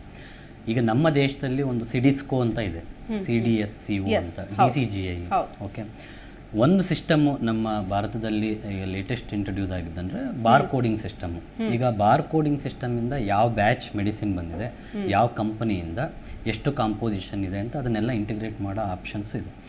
ಇನ್ನೊಂದು ನೆಕ್ಸ್ಟ್ ಲೆವೆಲ್ ಏನಂದರೆ, ಓಕೆ ನೀವು ಒಂದು ಯಾವುದೋ ಒಂದು XYZ ಕಂಪನಿದು ಮೆಡಿಸಿನ್ಸ್ ಕೊಂಡ್ಕೊಳ್ತಾ ಇದ್ದೀರಾ ಅಂದರೆ ರ್ಯಾಂಡಮ್ ಪಿಕಪ್ ಮಾಡಿಬಿಟ್ಟು ಆ ಮೆಡಿಸಿನ್ದು ಕಾನ್ಸಂಟ್ರೇಷನ್ ಚೆಕ್ ಮಾಡಲಿಕ್ಕೆ ಕೆಲವೊಂದು hand held devices are now started available. ಅಂದರೆ ಕೆಲವೊಂದು ಮಾರುಕಟ್ಟೆಯಲ್ಲಿ ಆಲ್ರೆಡಿ ಬಂದಿದೆ. ಸೊ ಕೆಲವೊಂದು they are in the phase of clinical trial. ಅಂದರೆ ಒಂದು ಪರ್ಟಿಕ್ಯುಲರ್ ಮೆಡಿಸಿನ್ನು ನೀವು ಈ ಬ್ಯಾಚ್ನ ಖರೀದಿ ಮಾಡ್ತಾ ಇದ್ದೀರಾ, ಗ್ರೂಪ್ ಆಫ್ ಮೆಡಿಸಿನ್ಸ್ ಅಂದರೆ ಒಂದು ರ್ಯಾಂಡಮ್ ಪಿಕಪ್ ಮಾಡಿ, ಸೊ ಅದನ್ನು ಓಪನ್ ಮಾಡಿಬಿಟ್ಟು ಇದರಲ್ಲಿ ಅಕ್ಸೆಪ್ಟೆಡ್ PPM ಅಂತ ಕರಿತೀವಿ ನಾವು, ಪಾರ್ಟ್ಸ್ ಪರ್ ಮಿಲಿಲೀಟರ್ ಅಂತೇಳಿ. ಆ ಕಾನ್ಸಂಟ್ರೇಷನ್ ಇದೆಯಾ ಇಲ್ವಾ ಅಂತ ಸ್ವಲ್ಪ TDS ಇದು, ಅಂದರೆ ಸ್ವಲ್ಪ ಎಕ್ಸಸೈಸ್ ಮಾಡಬೇಕು ಇದನ್ನೆಲ್ಲ ಮಾಡಲಿಕ್ಕೆ. But it is not possible ಅಂತ ಹೇಳೋದು ಕಷ್ಟ. ನಾವು ಒಂದು ಇದ್ರ ಇಂಪ್ಯಾಕ್ಟ್ ಅಂಡರ್ಸ್ಟ್ಯಾಂಡ್ ಮಾಡಿಕೊಂಡ್ರೆ, ನಾನು ಅವಾಗಲೇ ಹೇಳ್ದಂಗೆ ಒಂದು ಮಾರ್ಬಿಡಿಟಿ, ಮಾರ್ಟ್ಯಾಲಿಟಿ, ಡ್ರಗ್ ರೆಸಿಸ್ಟೆನ್ಸು, ಆಮೇಲೆ ಒಂದು ಹೆಲ್ತ್ ಕೇರ್ ಸಿಸ್ಟಮ್ ಮೇಲಿರೋ ಬಿಲೀಫು. ಈಗ ಗೌರ್ಮೆಂಟ್ ಒಂದು ಯಾವುದೋ ಒಂದು ಹೆಲ್ತ್ ಪ್ರೋಗ್ರಾಮ್ನ ಇಂಟ್ರೊಡ್ಯೂಸ್ ಮಾಡುತ್ತೆ, ನಮಗೆ ಈ ಥರ ಕಲಬೆರಕೆ ಇದ್ರೆ ಆ ಸಿಸ್ಟಮ್ಮು ಆ ಪ್ರೋಗ್ರಾಮ್ ಮೇಲೇ ಭರವಸೆ ಹೊರಟೋಗ್ತದೆ. ಲಾಸ್ಟ್ ಬಟ್ ವೆರಿ ಇಂಪಾರ್ಟೆಂಟ್ ಅಂದರೆ, ಈಗ ಒಂದು ಪೇಷಂಟು ಅಡ್ಮಿಟ್ ಆಗಿ is going to take too much of time. ನಾವು ಅದನ್ನು length of hospital stay, length of ICU stay ಅಂತ ನಾವು ಔಟ್ಕಮನ್ನು ಅಸೆಸ್ ಮಾಡ್ತೀವಿ as a like goal target. ಅವನದು length of stay, length of ICU stay, hospital stay ಜಾಸ್ತಿ ಆಯಿತು ಅಂದರೆ ಅವನ ಎಕನಾಮಿಕ್ ಅರ್ನಿಂಗ್ ಅಫೆಕ್ಟ್ ಆಗ್ತದೆ. So it is having both direct and indirect impact. ಅದನ್ನೆಲ್ಲ ಕಂಪೇರ್ ಮಾಡಿದ್ರೆ ಈ ಥರ ಒಂದು ಸಿಸ್ಟಮ್ನ ಇಂಟ್ರಡ್ಯೂಸ್ ಮಾಡಿ ಆ ಡ್ರಗ್ಗಲ್ಲಿ ಪರ್ಟಿಕ್ಯುಲರ್ ಆ್ಯಂಟಿಬಯೋಟಿಕ್ ಆಗಲಿ, ಪೇಯ್ನ್ ಕಿಲ್ಲರ್ ಆಗಲಿ, ವ್ಯಾಕ್ಸಿನ್ ಆಗಲಿ, ಬರ್ತ್ ಕಂಟ್ರೋಲ್ ಪಿಲ್ಸ್ ಆಗಲಿ, ಓಕೆ, ಆ್ಯಂಟಿ ಡಯರಿಯಲ್ ಮೆಡಿಕೇಷನ್ಸ್ ಆಗಲಿ, ಕಾಫ್ ಸಿರಪ್ ಆಗಲಿ, ಆ ಕಾನ್ಸಂಟ್ರೇಷನ್ನು ಎಕ್ಸಾಕ್ಟ್ಲಿ ರ್ಯಾಂಡಮ್ ಚೆಕ್ ಮಾಡಿದಾಗ ಸರಿ ಇದೆಯೋ ಇಲ್ಲವೋ ಅಂತ ಅದನ್ನು ಅಡಾಪ್ಟ್ ಮಾಡ್ಕೊಳ್ಳೋದು, ಈ ಇಂಪ್ಯಾಕ್ಟ್ ನೋಡಿದ್ರೆ ಫಾರ್ ಬೆಟರ್ ಅಂತ ನನ್ನ ಒಪಿನಿಯನ್. ಓಕೆ, ಡಾಕ್ಟರ್ ಶರತ್ ಕುಲಕರ್ಣಿ ಅವರು, ಅಂದರೆ ಇಲ್ಲಿ ನಾವು ಸರ್ವೇ ಸಾಮಾನ್ಯವಾಗಿ ಅತಿ ಹೆಚ್ಚು ಅಂದರೆ ಕೈಗೆ ಎಟುಕುವಂತಹ ಔಷಧಿಗಳು ಅಂತಂದರೆ ಅನ್ಪ್ರಿಸ್ಕ್ರೈಬ್ಡ್ ಹೋಗಿ ತಗೊಳ್ತಾರೆ ಎಷ್ಟೋ ಜನ. ಅವರೇ ವೈದ್ಯರಾಗ್ತಾರೆ, ಅವರೇ ಎಲ್ಲ ಎಕ್ಸ್ಪರ್ಟ್ಗಳಾಗ್ಬಿಟ್ಟಿರ್ತಾರೆ. ಒಂದೆರಡು ಕಾಯಿಲೆ ಅದೇ ಸೇಮ್ ಮರುಕಳಿಸ್ತು ಅಂತಂದರೆ ಇದಾ ಲಾಸ್ಟ್ ಟೈಮ್ ಕೊಟ್ಟಿದ್ರು ಆ ಪ್ರಿಸ್ಕ್ರಿಪ್ಷನ್ ಇದೆ ಅದನ್ನೇ ಹೋಗಿ ತಗೊಳ್ತೀನಿ ಅನ್ನೋ ಎಕ್ಸ್ಪೆರಿಮೆಂಟ್ ಮಾಡೋರು ಕೆಲವರು. ಆದರೆ ಇನ್ನು ಕೆಲವು ನಾವು ದಿನನಿತ್ಯದ ಜೀವನದಲ್ಲಿ ಬಳಸುವಂತಹ ಡ್ರಗ್ಸ್ ಅನ್ನೋದಕ್ಕಿಂತ ಔಷಧಿಗಳು, ಕಾಫ್ ಸಿರಪ್ ಆಗಿರಬಹುದು, ಅದ್ರ ಜೊತೆಗೆ ಇನ್ಹೇಲರ್ಸ್ ಆಗಿರ್ಬೋದು, ನಜಲ್ ಡ್ರಾಪ್ಸ್ ಆಗಿರ್ಬೋದು, ಸ್ಯಾನಿಟೈಸರ್ ಆಗಿರ್ಬೋದು. ಸೊ ಇದೆಲ್ಲವನ್ನು ಕೂಡ ಯಾರು ಡಾಕ್ಟರ್ ಹತ್ರ ಹೋಗಿ ಮಾನಿಟರ್ ಮಾಡ್ಕೊಂಡು ಬರೆಸ್ಕೊಂಡು ತಗೊಳ್ಳಲ್ಲ, ಅವ್ರಿಗೆ ಅವರೇ ತಗೊಳ್ತಾರೆ, ಆಮೇಲೆ ಇದು ಸರಿ ಇಲ್ಲ ಅನ್ನೋದು ಬರುತ್ತೆ. ಸೊ ಇದನ್ನು ಹೇಗೆ ಕಂಟ್ರೋಲ್ ಮಾಡೋದಕ್ಕೆ ಸಾಧ್ಯನಾ, ಅಥವಾ ಇದ್ರ ಮೇಲೆ ಜನ ಯಾವ ರೀತಿ ನಿಗಾ ವಹಿಸಬೇಕು ಅಂತ ಹೇಳ್ತೀರಿ? ಕರೆಕ್ಟ್, ಅದೇ ನಾನು ಅವಾಗಲೇ ಹೇಳ್ತಿದ್ದೆ, ಒಂದ್ಸರಿ ಅದು ಮಾರ್ಕೆಟಿಂಗ್ ರಿಲೀಸ್ ಆಗಿದೆ ಅಂತ ಹೇಳಿದ್ರೆ, ಎಸ್ಪೆಷಲಿ ನೀವೇ ನೇಸಲ್ ಸ್ಪ್ರೇ ಬಗ್ಗೆ ಮಾತಾಡ್ತೀರಿ, ಇನ್ಹೇಲರ್ ಅಥವಾ ಸ್ಯಾನಿಟೈಸರ್. ಇವಾಗ ನೋಡಿ, ಸ್ಯಾನಿಟೈಸರ್ಗೆ ಪ್ರಿಸ್ಕ್ರಿಪ್ಷನ್ ಕೊಡೋದಂತ ಏನಿಲ್ಲ, ಬರುತ್ತೆ ಅದು ಕಾಲ ಯಾವತ್ತೋ ಒಂದ್ ದಿವಸ. ಇದೇ ರೀತಿ ಕಳಪೆ ಮಟ್ಟದ ಏನಾದ್ರು ಸಪ್ಲೈ ಆಗ್ತಾ ಇದೆ ಸ್ಯಾನಿಟೈಸರ್ಸ್ ಗಳು, ಅದರಿಂದ ಏನೋ ಹೆಚ್ಚಾಗಿ ಸ್ಕಿನ್ ತೊಂದರೆಗಳಾಯ್ತು, ತುಂಬಾ ಜಾಸ್ತಿ ಯೂಸ್ ಮಾಡಿ ಡರ್ಮಟೈಟಿಸ್ ಆಯ್ತು, ಅದೆಲ್ಲ ನಾರ್ಮಲ್ ಅಲ್ಲೂ ಇರುತ್ತೆ. ಆದ್ರೆ ಯೂಸ್ ಮಾಡಿದ ತಕ್ಷಣ ಏನೋ ತೊಂದರೆ ಆಯ್ತು ಅಂತ ಹೇಳುವಾಗ ಅವಾಗ ಅದಕ್ಕೂ ಕೂಡ ಪ್ರಿಸ್ಕ್ರಿಪ್ಷನ್, ಅದಕ್ಕೂ ಕೂಡ ನಿಯಮಗಳು ಇನ್ನೇನು ಬರುತ್ತೆ, ಈ ರೀತಿ ಆಯ್ತು ಅಂತ ಹೇಳಿದ್ರೆ. ಆದ್ರೆ ಈ ಜನರಲ್ ಆಗಿ ನೀವು ಏನು ಡ್ರಗ್ಸ್ ಇದನ್ನ ಹೇಳಿದ್ರಿ ಎಲ್ಲ, ಇನ್ಹೇಲರ್ ಇರ್ಬೋದು, ಸ್ಯಾನಿಟೈಸರ್ ಇರ್ಬೋದು, ಎಲ್ಲ ಕೂಡ ನಾವು ಟೆಸ್ಟಿಂಗ್ ಮಾಡಿನೇ ಆಚೆ ಬಿಡೋದು ತುಂಬಾ ಒಳ್ಳೇದು. ಒಂದ್ಸರಿ ಹೋಯ್ತು ಅಂತ ಹೇಳಿದ್ರೆ, ಈಗ ನೋಡಿ ಸರ್ ಹೇಳ್ತಿದ್ರು ಪ್ರೊಸೆಸ್ ಇದೆ ಇಲ್ಲ ಅಂತಲ್ಲ, ಬಟ್ ತುಂಬಾ TDS ಆಗ್ಬಿಡುತ್ತೆ ಅವರಿಗೆ. ಸರ್ ನಾನು ಕಾಯಿಲೆ ವಾಸಿ ಮಾಡ್ಕೊಳ್ಳ, ಅಥವಾ ನಾನು ಇದನ್ನ ಸೈಂಟಿಸ್ಟ್ ಹಾಕೊಂಡ್ಬಿಟ್ಟು ನಾನು ಟ್ಯಾಬ್ಲೆಟ್ಸ್, ಮೆಡಿಸಿನ್, ಕ್ಯಾಪ್ಸುಲ್, ಸಿರಪ್ ಚೆನ್ನಾಗಿದೆ ಇಲ್ವ ಅಂತ ನೋಡ್ಕೊಳ್ದ ಅಂತ ಒಂದು ಬೇಸಿಕ್ ಇದು ಬಂದ್ಬಿಡುತ್ತೆ ಐಡಿಯಾ. ಹೆಂಗ್ ಮಾಡುದು ಸರ್ ಇದನ್ನ, ನಾನು ಟ್ಯಾಬ್ಲೆಟ್ಸ್ ತಗೊಳ್ಳ ಅಥವಾ ಇದನ್ನ ಫಸ್ಟ್ ಸ್ಟಡಿ ಮಾಡ್ಬೇಕಾ ಸರ್ ಅಂತ. ಸೊ ಅದಕ್ಕೆ ಇಲ್ಲ ಅಂದ್ರೆ ನಾವು ಅದಕ್ಕೆ ಅಂತಾನೆ ಕಮಿಟಿ ಮಾಡ್ಬಿಟ್ಟು ಎಲ್ಲ ಬಂದ ಮೇಲೆ ತಿರ್ಗಾ ಅದು ಕ್ವಾಲಿಟಿ ಕಂಟ್ರೋಲ್ ಹೋಗುತ್ತೆ. ಮಾರ್ಕೆಟಿಂಗ್ ರಿಲೀಸ್ ಆಗೋಕ್ಕಿಂತ ಮೊದಲು ಈ ರೀತಿಯ ಟೆಸ್ಟ್ ಗಳನ್ನ ಮಾಡಿ ಬಿಟ್ವಿ ಅಂತ ಹೇಳಿದ್ರೆ ಪೇಷಂಟ್ಸ್ಗೆ ಅಥವಾ ಸಬ್ಜೆಕ್ಟ್ಸ್ಗೆ ಸ್ವಲ್ಪ ಈಸಿ ಆಗುತ್ತೆ. ಅವರು ಆರಾಮಾಗಿ ಬರೀ ಕನ್ಸ್ಯೂಮ್ ಮಾಡೋದನ್ನ ಮಾಡಬಹುದು ಅಥವಾ ಅಪ್ಲೈ ಮಾಡೋದನ್ನ ಮಾಡಬಹುದು. ಬರೀ ಇಂಟರ್ನಲ್ ಮೆಡಿಕೇಶನ್ಸ್ ಗಳಿಗೆ ಮಾತ್ರ ಅಪ್ಲೈ ಆಗಲ್ಲ, ಎಕ್ಸ್ಟರ್ನಲ್ ಮೆಡಿಕೇಶನ್ಸ್ಗೂ ಅಪ್ಲೈ ಆಗುತ್ತೆ. ಆಮೇಲೆ ಇದೇನು ಇವಾಗ ಲೇಬಲ್ ಚೇಂಜಿಂಗು ಅಥವಾ ಲೇಬಲ್ ನೇಮಿಂಗ್ ಅಲ್ಲಿ ತೊಂದರೆ ಇದೆ ಅಂತ ಏನ್ ಹೇಳ್ತಿದ್ದಾರೆ, ಇದು ಅಷ್ಟೊಂದು ಸಿಂಪಲ್ ಆಗಿ ತಗೊಳ್ಳುವಂತ ಒಂದು ಅಫೆನ್ಸ್ ಅಥವಾ ಒಂದು ಇದಲ್ಲ, ತುಂಬಾ ದೊಡ್ಡ ನೆಗ್ಲಿಜೆನ್ಸ್. ಈ ರೀತಿ ಅಲ್ವಾ, ನೆಗ್ಲಿಜೆನ್ಸ್ ತುಂಬಾ ದೊಡ್ಡದು. ನಾಳೆ ಅದ್ರಲ್ಲಿ ಇರುವಂತದ್ದು ಮೆಡಿಸಿನ್ ಇದೆ, ಎಫೆಕ್ಟ್ ಏನು ಆಗಿಲ್ಲ ಅಂತ ಹೇಳಿದ್ರೆ ಓಕೆ, ಆದ್ರೆ ಅದ್ರಲ್ಲಿ ಏನೋ ಇತ್ತು, ಏನೋ ತುಂಬಾ ಸಿವಿಯರ್ ಆಗಿರುವಂತ ಕೆಮಿಕಲ್ ಇತ್ತು, ಅದನ್ನೇ ಯಾರು ಯೂಸ್ ಮಾಡಿದ್ರು ಅಂತ ಹೇಳಿದ್ರೆ ಇದು ದೊಡ್ಡ ನೆಗ್ಲಿಜೆನ್ಸ್ ಆಗ್ಬಿಡುತ್ತೆ. ದಿಸ್ ಒಂದು ಸಿಂಪಲ್, ಅವ್ರೇನ್ ಸಿಂಪಲ್ ಆಗಿದೆ, ಏನ್ ತೊಂದರೆ ಇಲ್ಲ, ಎಲ್ಲ ನಿಯಂತ್ರಣದಲ್ಲಿದೆ ಅಂತ ಏನ್ ಹೇಳ್ತಿದ್ದಾರೆ, ಬಟ್ ಅಲ್ಲಿ ನೆಗ್ಲಿಜೆನ್ಸ್ ಕ್ಲಿಯರ್ ಆಗಿ ಕಾಣಿಸುತ್ತೆ. ಸೊ ಅದಕ್ಕೆ ಈಗ ನಾವು ಕ್ವಾಲಿಟಿ ಕಂಟ್ರೋಲ್ ಹೀಗೆ ಹೋಗ್ಬೇಕಾಗತ್ತೆ, ಅಲ್ಲಿಂದಾನೇ ಬರ್ಬೇಕದು. ಅಫ್ಕೋರ್ಸ್ ಅಲ್ಲಿ ಆಗಿಲ್ಲ ಅಥವಾ ಇನ್ನೂ ಡೌಟ್ ಇದೆ ಅಂತ ಹೇಳಿದ್ರೆ ಅವಾಗ ನಾವು ಆಬ್ವಿಯಸ್ಲಿ ನಾವು ಯಾವಾಗ ಯೂಸ್ ಮಾಡ್ತಿದ್ದೇವೆ ಅವಾಗ ಚೆಕ್ ಮಾಡ್ಲೇಬೇಕಾಗತ್ತೆ. ಚೆಕ್ ಮಾಡಿನೇ ಮತ್ತೆ ಮುಂದೆ ಹೋಗ್ಬೇಕಾಗತ್ತೆ. ಬಟ್ ಅಂತ ಪರಿಸ್ಥಿತಿ ಬರೋದು ಬೇಡ ಅಂತ ನನ್ನ ಅನಿಸಿಕೆ. Self-medication and buying across the counter legally it is not accepted. Simple example, ತುಂಬ ಜನ ಗ್ಯಾಸ್ಟ್ರಿಕ್ ಮಾತ್ರೆಗೆ ಅಕ್ರಾಸ್ ದಿ ಕೌಂಟರ್ ತೊಗೊಂಡೋಗಿ ಪ್ಯಾಂಟ್ರೋಪ್ರೊಜೋಲ್ ಒಮೆಪ್ರೊಲ್ ನುಂಗ್ತಾನೆ ಇರ್ತಾರೆ. ಅನ್ಫಾರ್ಚುನೇಟ್ಲಿ ಎಷ್ಟೋ ಜನಕ್ಕೆ ಆಫ್ಟರ್ 45 ಈ symptoms of cancer, stomach, gastritis similar ಇರ್ತವೆ. ಪಾಪ ಇವ್ನು ನುಂಗ್ತಾನೆ ಇರ್ತಾನೆ. ಒಂದು ಫೈನ್ ಡೇ ಯಾಕೋ ಕಡಿಮೆ ಆಗಿಲ್ಲ ಅಂತ ಬಂದು ಒಂದು ಎಂಡೋಸ್ಕೋಪಿ ಮಾಡಿದರೆ will be surprise to be see a cancer there. ಅದರಿಂದ ದಯವಿಟ್ಟು ಜನಗಳು ಏನೋ ಒಂದು ತಲೆನೋವಿಗೆ ಮಾತ್ರೆ ತೊಗೊಂಡೆ okay, and there are many banned drugs. That is one time sir, every time ತಲೆನೋವು ಬರ್ತಾ ಇದೆ ಅಂತ ಹೇಳಿ ಸುಮ್ಮನೆ ಹೋಗಿ ಸೆಲ್ಫ್ ಮೆಡಿಕೇಶನ್ ಯಾವುದೋ ಒಂದು ಪೇನ್ ಕಿಲ್ಲರ್ ತಗೊಳ್ಳೋದ್ರಿಂದ ಅಲ್ಲೂ ಬೇರೆದೇ ಸಮಸ್ಯೆ ಇರುತ್ತೆ, ಬಟ್ ಗೊತ್ತಾಗ್ತಾ ಇರೋದಿಲ್ಲ ಅಂತ ಹೇಳಿ. That is not we should not advise self medication. ಈ ರೀತಿ ಬಂದಿರ್ತಾರೆ ತುಂಬಾ ಜನ. ಸರ್ ಹೆಂಗ್ ಹೇಳ್ತಿದ್ರು, ಓವರ್ ದಿ ಕೌಂಟರ್ ಪ್ರಾಡಕ್ಟ್ಸ್ ತಗೊಳ್ಳೋದಾಗ್ಲಿ, ಇದು ಬರೀ ದಿನಪ್ಪ ಸರಿಗೆ ಅದನ್ನೇ ಹೇಳ್ತಿದ್ದೆ. ಸೊ ಇದು ಜಸ್ಟ್ ಬರೀ ಒಂದು ಸೆಟ್ ಆಫ್ ಡ್ರಗ್ಸ್ ಗೆ ಜ್ವರ ಬಂದಿದೆ ಅಥವಾ ಕೆಮ್ಮಿಗೆ ಅದಕ್ಕೆ ಮಾತ್ರ ಸೀಮಿತ ಇರಲ್ಲ. ಇವರು ಯಾವ ಲೆವೆಲ್ಗೆ ಸೆಲ್ಫ್ ಮೆಡಿಕೇಶನ್ ಮಾಡ್ಕೊಳ್ತಾರೆ ಅಂದ್ರೆ ಅಲ್ಲಿ ಹಾರ್ಮೋನಲ್ ಪಿಲ್ಸ್ ಇರುತ್ತೆ, ಅಲ್ಲಿ ಸ್ಟೀರಾಯ್ಡ್ಸ್ ಇರುತ್ತೆ, ಅಲ್ಲಿವರೆಗೂ ಕೂಡ ಅಲ್ಲ ಈಗ ಎಲ್ಲ ಆಂಟಿಬಯೋಟಿಕ್ಸ್ ಅವರೇ ತಗೊಳಕ್ ಶುರು ಮಾಡ್ಬಿಟ್ಟಿದ್ದಾರೆ ಎಷ್ಟೋ ಜನ. ಆಯ್ತಾ, ಬೆಸ್ಟ್ ಆಂಟಿಬಯೋಟಿಕ್ಸ್ ಫಾರ್ ದಿಸ್ ಅದೇ ಗೂಗಲ್ ಮಾಡ್ತಾರೆ, ಇವರೇ ವೈದ್ಯರಾಗ್ತಾರೆ, ಇವರೇ MBBS ಮಾಡ್ಕೊಂಡ್ಬಿಟ್ಟಿರ್ತಾರೆ. ಈ ತರದ ಒಂದು ಪರಿಸ್ಥಿತಿ ಈಗ ನಮ್ದು ತಪ್ಪಿದೆ ಕೆಲವೊಂದು ಅಂತ ಹೇಳಿ. ಸೈಡ್ ಎಫೆಕ್ಟ್ಸ್ ನೋಡ್ತಾರೆ ಸರ್, ಅಲ್ಲಿ ನೀವೇ ಬರ್ಕೊಟ್ರೋ ಮಾತ್ರೇನು ಅಲ್ಲಿ ಹೋಗಿ ಗೂಗಲ್ ಮಾಡ್ತಾರೆ what is the side effect of this medicine ಅಂತ ಹೇಳಿ. ಆ ಲೆವೆಲ್ಗೆ ಹೋಗ್ಬಿಟ್ಟಿದೀವಿ. ನಾನು ಮಾತಾಡ್ತೀನಿ, ಒಂದು ಸಣ್ಣ ಬ್ರೇಕ್ ತಗೊಂಡ್ ಬರ್ತೀನಿ. ಡಾಕ್ಟರ್ ಹರೀಶ್ ಅವ್ರೆ, ಈಗ ಒಂದಷ್ಟು ಕಾಯಿಲೆಗಳಿಗೆ ಒಂದಷ್ಟು ಮೆಡಿಸನ್ಸನ್ನು ಕೊಡಲೇಬೇಕು. ಈವನ್ ದೋ ಆ ಮೆಡಿಸನ್ಸಲ್ಲಿ ಸೈಡ್ ಎಫೆಕ್ಟ್ಸ್ ಇದೆ ಅನ್ನೋದು ಗೊತ್ತಿದ್ದೂ ಕೂಡ ಕೊಡಬೇಕು, ಯಾಕಂದರೆ ಆ ಕಾಯಿಲೆ ವಾಸಿ ಆಗಬೇಕು. ಫಾರ್ ಎಕ್ಸಾಂಪಲ್ ಕ್ಯಾನ್ಸರ್ ಅಂತ ಹೇಳ್ಬೋದು. ಆಯಿತಾ, ಕ್ಯಾನ್ಸರ್ಗೆ ಟ್ರೀಟ್ಮೆಂಟ್ ಕೊಡೋ ಸಂದರ್ಭದಲ್ಲಿ ಅವ್ರಿಗೆ ಕೊಡುವಂತಹ ಔಷಧಿಗಳು, ಯಾಕಂತಂದರೆ ತುಂಬ ಎಫೆಕ್ಟಿವ್ ಆಗಿರುವಂಥ ಔಷಧಿಯನ್ನು ಕೊಡಬೇಕು. ಕೆಮಿಯೋಥೆರಪಿಗೆ ಯೂಸ್ ಮಾಡೋದಾಗಿರ್ಬೋದು, ಆ ಎಲ್ಲ ಔಷಧಿಗಳು ಅದರ ಒಂದು ಸೈಡ್ ಎಫೆಕ್ಟ್ಸ್ ಕೂಡ ಇದ್ದೇ ಇರುತ್ತೆ. ಬಟ್ ಇದನ್ನು ಹೇಗೆ ಕಂಟ್ರೋಲ್ ಮಾಡೋದಕ್ಕೆ ಸಾಧ್ಯ ಇಲ್ವಾ, ಅಥವಾ ಈ ಸೈಡ್ ಎಫೆಕ್ಟ್ಸ್ನ ಕಡಿಮೆ ಮಾಡೋದಕ್ಕಾಗೋದಿಲ್ವಾ? ಇದನ್ನು ಹೇಗೆ ನೀವು ವ್ಯಾಖ್ಯಾನಿಸ್ತೀರಿ ಅಂತ? ಈಗ ನೋಡಿ, ಒಂದು ಕ್ಯಾನ್ಸರ್ ನಾವು ಅದರಲ್ಲಿ ಒಂದು ಸಾಲಿಡ್ ಆರ್ಗನ್ ಮೆಲಿಗ್ನೆನ್ಸಿ ಅಂತ ಕರಿತೀವಿ. ಅಂದರೆ ಈಗ ಸ್ಟೊಮಕ್ ಕ್ಯಾನ್ಸರ್ ಅದು ಸಾಲಿಡ್ ಆರ್ಗನ್ ಮೆಲಿಗ್ನೆನ್ಸಿ, ಇನ್ನೊಂದು ನಾವು ಬ್ಲಡ್ ಕ್ಯಾನ್ಸರ್ಸ್ ಅಂತ ಕರಿತೀವಿ, ಲಿಕ್ವಿಡ್ ಮೆಲಿಗ್ನೆನ್ಸಿ ಅಂತ ಲೇಮ್ಯಾನಲ್ಲಿ ಅಂಡರ್ಸ್ಟ್ಯಾಂಡ್ ಮಾಡ್ತೀವಿ. ಈಗ ನಾವೇನು ಮಾಡ್ತೀವಿ, ಒಂದು ಅಕ್ಯೂಟ್ ಲುಕೀಮಿಯಾ, ಕ್ರೋನಿಕ್ ಲುಕೀಮಿಯಾ ಅಂತ ಅಂದರೆ, ಸೊ ಅದಕ್ಕೆ ಕೀಮೋಥೆರಪಿ ಅಥವಾ ಬೋನ್ ಮ್ಯಾರೋ ಟ್ರಾನ್ಸ್ಪ್ಲಾಂಟೇಷನ್ ಅಲ್ಟಿಮೇಟ್. ಈಗ ಫಸ್ಟ್ ಕೀಮೋಥೆರಪಿ ಕೊಟ್ಟಾಗ ನಾವು ಅದನ್ನು ಫೇಸಸ್ ಆಫ್ ಕೀಮೋಥೆರಪಿ ಇರ್ತದೆ, ಇಂಡಕ್ಷನ್ನು, ಮೇಂಟೆನೆನ್ಸ್, ರೆಮಿಷನ್ನು ಅಂತೇಳಿ ಫೇಸಸ್ ಇರ್ತದೆ. ಯಾವುದೇ ಒಂದು ಕೀಮೋಥೆರಪಿ ಅದನ್ನು ನಾವು ಸೈಟೋಟಾಕ್ಸಿಕ್ ಡ್ರಗ್ಸ್ ಅಂತಲೇ ಕರಿತೀವಿ. ಸೈಟೋಟಾಕ್ಸಿಕ್ ಅಂದರೆ ಆ ಪೇಷಂಟ್ದು ಒಂದು ಅವ್ರಿಗೆ ತುಂಬ ವಾಮಿಟಿಂಗು, ತುಂಬ ನಾಶಿಯಾ ಫೀಲಿಂಗ್ ಆಗೋದು. ಆಮೇಲೆ ಇನ್ನೊಂದು ಏನಂದರೆ ಅವ್ರದ್ದು ಬೋನ್ ಮ್ಯಾರೋ ಸಪ್ರೆಷನ್ ಅಂತ ಆಗ್ತದೆ. ಅಂದರೆ ಈಗ ನಮಗೆ ಬ್ಲಡ್ ಸೆಲ್ಸ್ ಪ್ರೊಡ್ಯೂಸ್ ಮಾಡೋದು ಬೋನಿಂದ ಪ್ರೊಡ್ಯೂಸ್ ಆಗ್ತದೆ. ಅದು ಬಿಳಿ ರಕ್ತ ಕಣಗಳು, ಕೆಂಪು ರಕ್ತ ಕಣಗಳು, ಪ್ಲೇಟ್ಲೆಟ್ಸು ಎಲ್ಲದು ಬೋನಿಂದ ಬರಬೇಕು. ಈ ಒಂದು ಮೆಡಿಸಿನ್ಸು ಆ ಮ್ಯಾರೋನ ಸಪ್ರೆಸ್ ಮಾಡ್ತವೆ. ಅದು the way of action of that medicine. ಈಗ ಅಲ್ಲಿ ಬ್ಲಡ್ ಕ್ಯಾನ್ಸರ್ ಅಂದರೆ ನಮ್ಮಲ್ಲಿರೋ ಬ್ಲಡ್ ಸೆಲ್ಸು, ಬಿಳಿ ರಕ್ತ ಕಣಗಳು ಎಫೆಕ್ಟಿವ್ ಆಗಿರಲ್ಲ. ಫಸ್ಟ್ ಐಡಿಯಾ ಏನಂದರೆ ಆ ಮ್ಯಾರೋನ ಸಪ್ರೆಸ್ ಮಾಡಬೇಕು. ಅಂದರೆ ಬ್ಲಡ್ ಪ್ರೊಡ್ಯೂಸ್ ಆಗೋ ಜಾಗನ ಸಪ್ರೆಸ್ ಮಾಡಿ ದೆನ್ ಹೆಲ್ತಿಯಾಗಿರೋ ಸೆಲ್ಸು ಪ್ರೊಡ್ಯೂಸ್ ಆಗಬೇಕು. ಆ ಮೆಕ್ಯಾನಿಸಮ್ ಆಫ್ ಆ್ಯಕ್ಷನ್ನಲ್ಲಿ ಅವಾಗೇನಾಗುತ್ತೆ, ಅವರಿಗೆ ಬ್ಲಡ್ ಕೌಂಟ್ಸು ಕಮ್ಮಿ ಆದಾಗ ನ್ಯೂಟ್ರೋಪಿನಿಯಾ ಅಂತ ಕರಿತೀವಿ. ಅವಾಗೇನಾಗುತ್ತೆ, ನ್ಯೂಟ್ರೋಪೆನಿಕ್ ಆದ ತಕ್ಷಣ ಎಲ್ಲ ಥರದ ಇನ್ಫೆಕ್ಷನ್ ಅಟ್ಯಾಕ್ ಆಗೋ ಚಾನ್ಸ್ ಇರುತ್ತೆ. ಸೊ ಅದನ್ನು ಅವಾಯ್ಡ್ ಮಾಡೋದನ್ನು ನಾವು ಕಲ್ತ್ಕೋಬೇಕು. ಅಂದರೆ ಹೊರಗಡೆ ಹೋಗೋರು ಮಾಸ್ಕ್ ಹಾಕ್ಕೋಬೇಕು, ಹೈಜಿನಿಕ್ ಅಟ್ ಮೋಸ್ಟ್ ಪ್ರಿಕಾಷನ್ ತೊಗೋಬೇಕಾಗುತ್ತೆ. ಸಣ್ಣದಾಗಿ ಜ್ವರ ಶೀತ ಆದ್ರೂ ಇಮಿಡಿಯೇಟು ಕೇರ್ ತೊಗೋಬೇಕು. ಅದೇ ರೀತಿ ಅದರ್ ಮೆಡಿಸಿನ್ಸ್ ಅಂದರೆ ಈಗ ಆ್ಯಂಟಿಬಯೋಟಿಕ್ಸು. ಈಗ ಕೆಲವೊಂದು ಆ್ಯಂಟಿಬಯೋಟಿಕ್ಸ್ ಏನಾಗುತ್ತೆ, ನೀವು ಕೊಟ್ಟಾಗ ಪ್ಲೇಟ್ಲೆಟ್ ಕಮ್ಮಿ ಆಗ್ತದೆ. ಕೆಲವೊಂದು ಆ್ಯಂಟಿಬಯೋಟಿಕ್ಕು ಕಿಡ್ನಿ ಮೇಲೆ ಪರಿಣಾಮ ಬೀರ್ತದೆ. ಈಗ ನಾವು ಇನ್ಫೆಕ್ಷನ್ನ ಟ್ರೀಟ್ ಮಾಡಲಿಲ್ಲ ಅಂದರೆ ಪೇಷಂಟು ಎಲ್ಲ ಆರ್ಗನ್ಸ್ ಮೇಲೂ ಸ್ಪ್ರೆಡ್ ಆಗಿ ಸೆಪ್ಸಿಸ್ಸಿಗೆ ಹೋಗಿ ಈಸ್ ಗೋಯಿಂಗ್ ಟು ಡೈ. ನೀವು ಅದು ಆ್ಯಂಟಿಬಯೋಟಿಕ್ ಇಟ್ ಈಸ್ ನೀಡೆಡ್. ಈಗ ನಾವು ಅಲ್ಲೇನು ಮಾಡ್ತೀವಿ ಅಂದರೆ ರಿಸ್ಕ್ ಆ್ಯಂಡ್ ಬೆನಿಫಿಟ್ ನೋಡ್ತೀವಿ. ಆ ಆ್ಯಂಟಿಬಯೋಟಿಕ್ ಕೊಟ್ಟು ಆರ್ಗ್ಯಾನಿಸಮನ್ನು ಸಾಯಿಸಿಬಿಟ್ಟು ಪೇಷಂಟ್ ಸೇವ್ ಮಾಡಿ ಕಿಡ್ನಿನ ಸಪೋರ್ಟ್ ಮಾಡ್ತೀವಿ.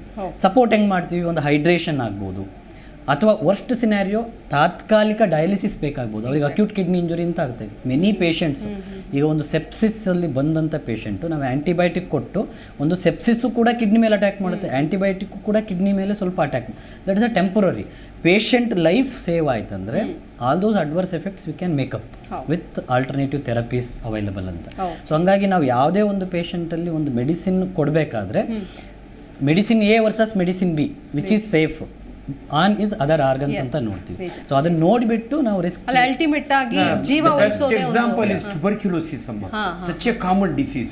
4 ಡ್ರಗ್ಸ್ ರೆಜಿಮೆನ್ ಕೊಡ್ತೀವಿ, ಡೆಫಿನೆಟ್ಲಿ ನಮಗೆ ಗೊತ್ತಿರುತ್ತೆ INH ಸೈಡ್ ಎಫೆಕ್ಟ್ ಏನೋ ಅದನ್ನು ವಾಚ್ ಮಾಡ್ತೀವಿ. ನಾವು ಪೇಷಂಟ್ಗೆ ಹೇಳ್ತೀವಿ, ಕಿವಿ ಕೇಳೋದು ಸ್ವಲ್ಪ ಅದು ಇದಾಯ್ತೆ ಬರಬೇಕು ಅಂತ ಹೇಳ್ತೀವಿ.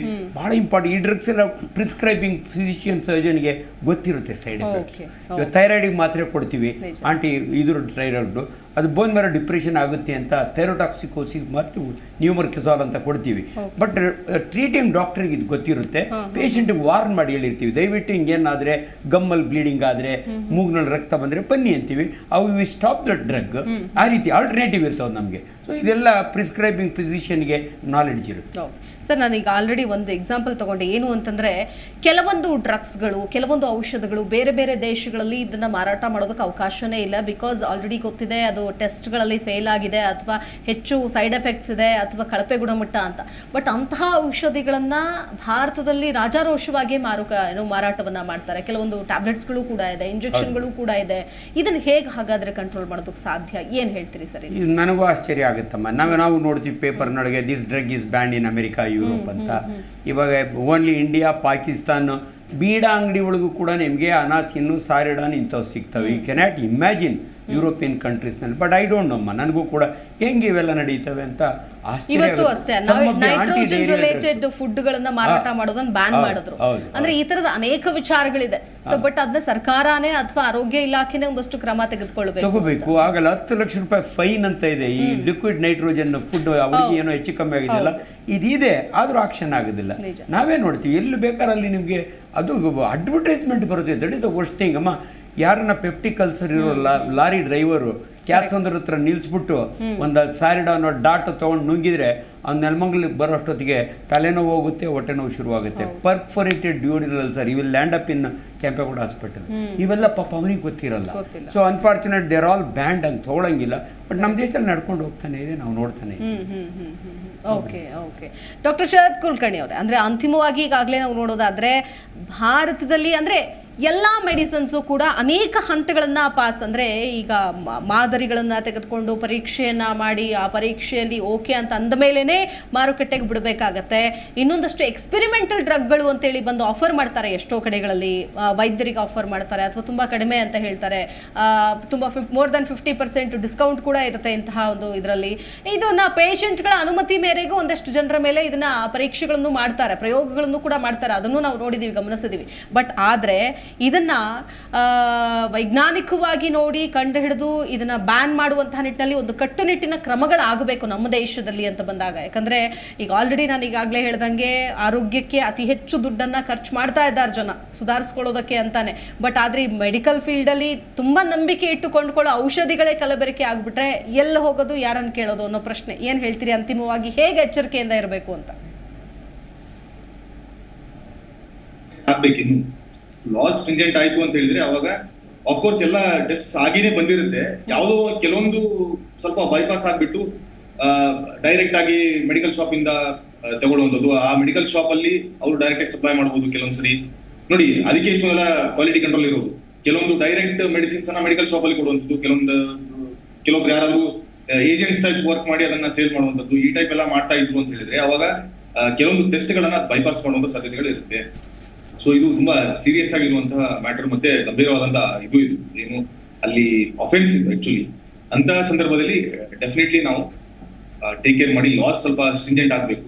ಸೊ ಪ್ರತಿಯೊಂದು ಏನು ಔಷಧಿ ಮಾರಾಟ ಮಾಡುವಂತ ಮಳಿಗೆಗಳಿರುತ್ತೆ ಅದೆಲ್ಲ ಕೂಡ ಇದೆ, ಎಲ್ಲ ಆಲ್ರೆಡಿ ಇದೆ, ಇಲ್ಲ ಅಂತಲ್ಲ. ಬಟ್ ಎಲ್ಲೋ ಒಂದ್ ಕಡೆ ಲೀಕೇಜ್ ಇರುತ್ತೆ. ಸರ್ ಹೇಳ್ತಿದ್ರು ಅವಾಗ ಹೆಂಗೆ ಇದೆಲ್ಲ ಆಗುತ್ತೆ. ಪಾನ್ ಶಾಪ್ ನಲ್ಲಿ ಪ್ಯಾರಾಸಿಟಮಾಲ್, ಪಾನ್ ಶಾಪ್ ನಲ್ಲಿ ಈ ತಲೆನೋವಿನ ಮಾತ್ರೆ, ಪಾನ್ ಶಾಪ್ ನಲ್ಲಿ ಗ್ಯಾಸ್ಟ್ರೈಟಿಸ್ ಮಾತ್ರೆ ಇತ್ತು ಅಂತ ಹೇಳಿದ್ರೆ ಜನರು ಅದನ್ನ ಫುಡ್ ಅನ್ಕೊಂಡ್ಬಿಟ್ಟಿದ್ದಾರೆ. ಸರ್ ಗ್ಯಾಸ್ಟ್ರಿಕ್ ಇದೆ ಸರ್, ಗ್ಯಾಸ್ಟ್ರಿಕ್ ಮಾತ್ರೆ ಬೆಳಿಗ್ಗೆ ಒಂದ್ ನೈಟ್ ಒಂದು ತಗೋತೀನಿ ಸರ್. ಯಾರು ಹೇಳಿದ್ದಾರೆ? ನಾನೇ ತಗೋತಿದ್ದೀನಿ ಸರ್. ಯಾವಾಗ ಒಂದ್ 10 ದಿವಸ ಕೊಟ್ಟಿದ್ರು ಸರ್ ನಮ್ಮ ಡಾಕ್ಟರು, ಇವಾಗ 10 ವರ್ಷ ಆಯ್ತು ಸರ್ ನಾನು ಹಂಗೆ ಕಂಟಿನ್ಯೂಸ್ ಆಗಿ ತಗೋತಾ ಇದ್ದೇನೆ. ಅಂಡ್ ದೆನ್ ಸರ್ ಹೇಳಿದಂಗೆ 45-50 ಇಯರ್ಸ್ ಆಗ್ತಾನೆ, ಎಂಡೋಸ್ಕೋಪಿ ಮಾಡ್ತಾನೆ, ಅದೇ ಎಂಡ್ ಅಪ್ ವಿತ್ ಒಂದು ಗಟ್ ಯಾವಾಗಲೂ ಗಟ್ಟಲ್ಲಿರುವಂತ ಒಂದು ಕ್ಯಾನ್ಸರ್ಗೆ ಎಂಡ್ ಅಪ್ ಆಗ್ತಾರೆ ಅವರು. ಸೊ ಈ ರೀತಿ ಅವೇರ್ನೆಸ್ ಕೂಡ ಇಲ್ಲ. ಪ್ಲಸ್ ತುಂಬಾ ಲಾಸ್ ಸ್ಟ್ರಿಂಜೆಂಟ್ ಇರೋದು ಕೂಡ ಇದೆ, ಲಾಸ್ ಇಲ್ಲ ಅಂತಲ್ಲ, ಸ್ಟ್ರಿಂಜೆಂಟ್ ಆಗಿಲ್ಲ. ಪ್ಲಸ್ ಆಫೆನ್ಸ್ ಆದ್ರೆ ನೀವು ಹೇಳಿದಂಗೆ ಅಷ್ಟೊಂದು ಪನಿಷ್ಮೆಂಟ್ ಇರಲ್ಲ. ಬಿಕಾಸ್ ಇಲ್ಲಿ ಲೈಫ್ ಡೆತ್ ಒಂದು ಕೇಸೇ ಇರ್ಬೋದು, 2 ಕೇಸೇ ಇರ್ಬೋದು ಅಲ್ವಾ. ಇವಾಗ ನೋಡಿ, ಅದು ಏನ್ ಸ್ಮೋಕಿ ಪಾನ್ ಅಥವಾ ಲಿಕ್ವಿಡ್ ನೈಟ್ರೋಜನ್ ಇಂದ ಪರ್ಫೋರೇಷನ್ ಪೆರಿಟೋನೈಟಿಸ್ ಆಗ್ಬಿಟ್ಟು 12 ವರ್ಷದ ಹುಡುಗಿ ಅಲ್ವಾ.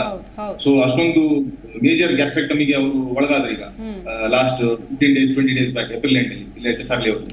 ಸೊ ಇಂತಹ ಸಂದರ್ಭದಲ್ಲಿ ಅಲ್ಲಿ ಪಾನ್ ಶಾಪ್ ನಲ್ಲಿ ಲಿಕ್ವಿಡ್ ನೈಟ್ರೋಜನ್ ಅನ್ನು ಯೂಸ್ ಮಾಡಿಬಿಟ್ಟು ಪಾನ್ ನ ಕೊಡ್ತಿದ್ದಾರೆ ಅಂತ ಹೇಳಿದ್ರೆ ನೋಡ್ಬೇಕು ನಾವು ಎಲ್ಲಿಗೆ ಯಾವ ರೀತಿ ಲಾಸ್ ನಾವು ಸ್ಟ್ರಿಂಜೆಂಟ್ ಮಾಡ್ಬೇಕು ಅಂತ ನಾವೇ ಯೋಚನೆ ಮಾಡ್ಬೇಕು.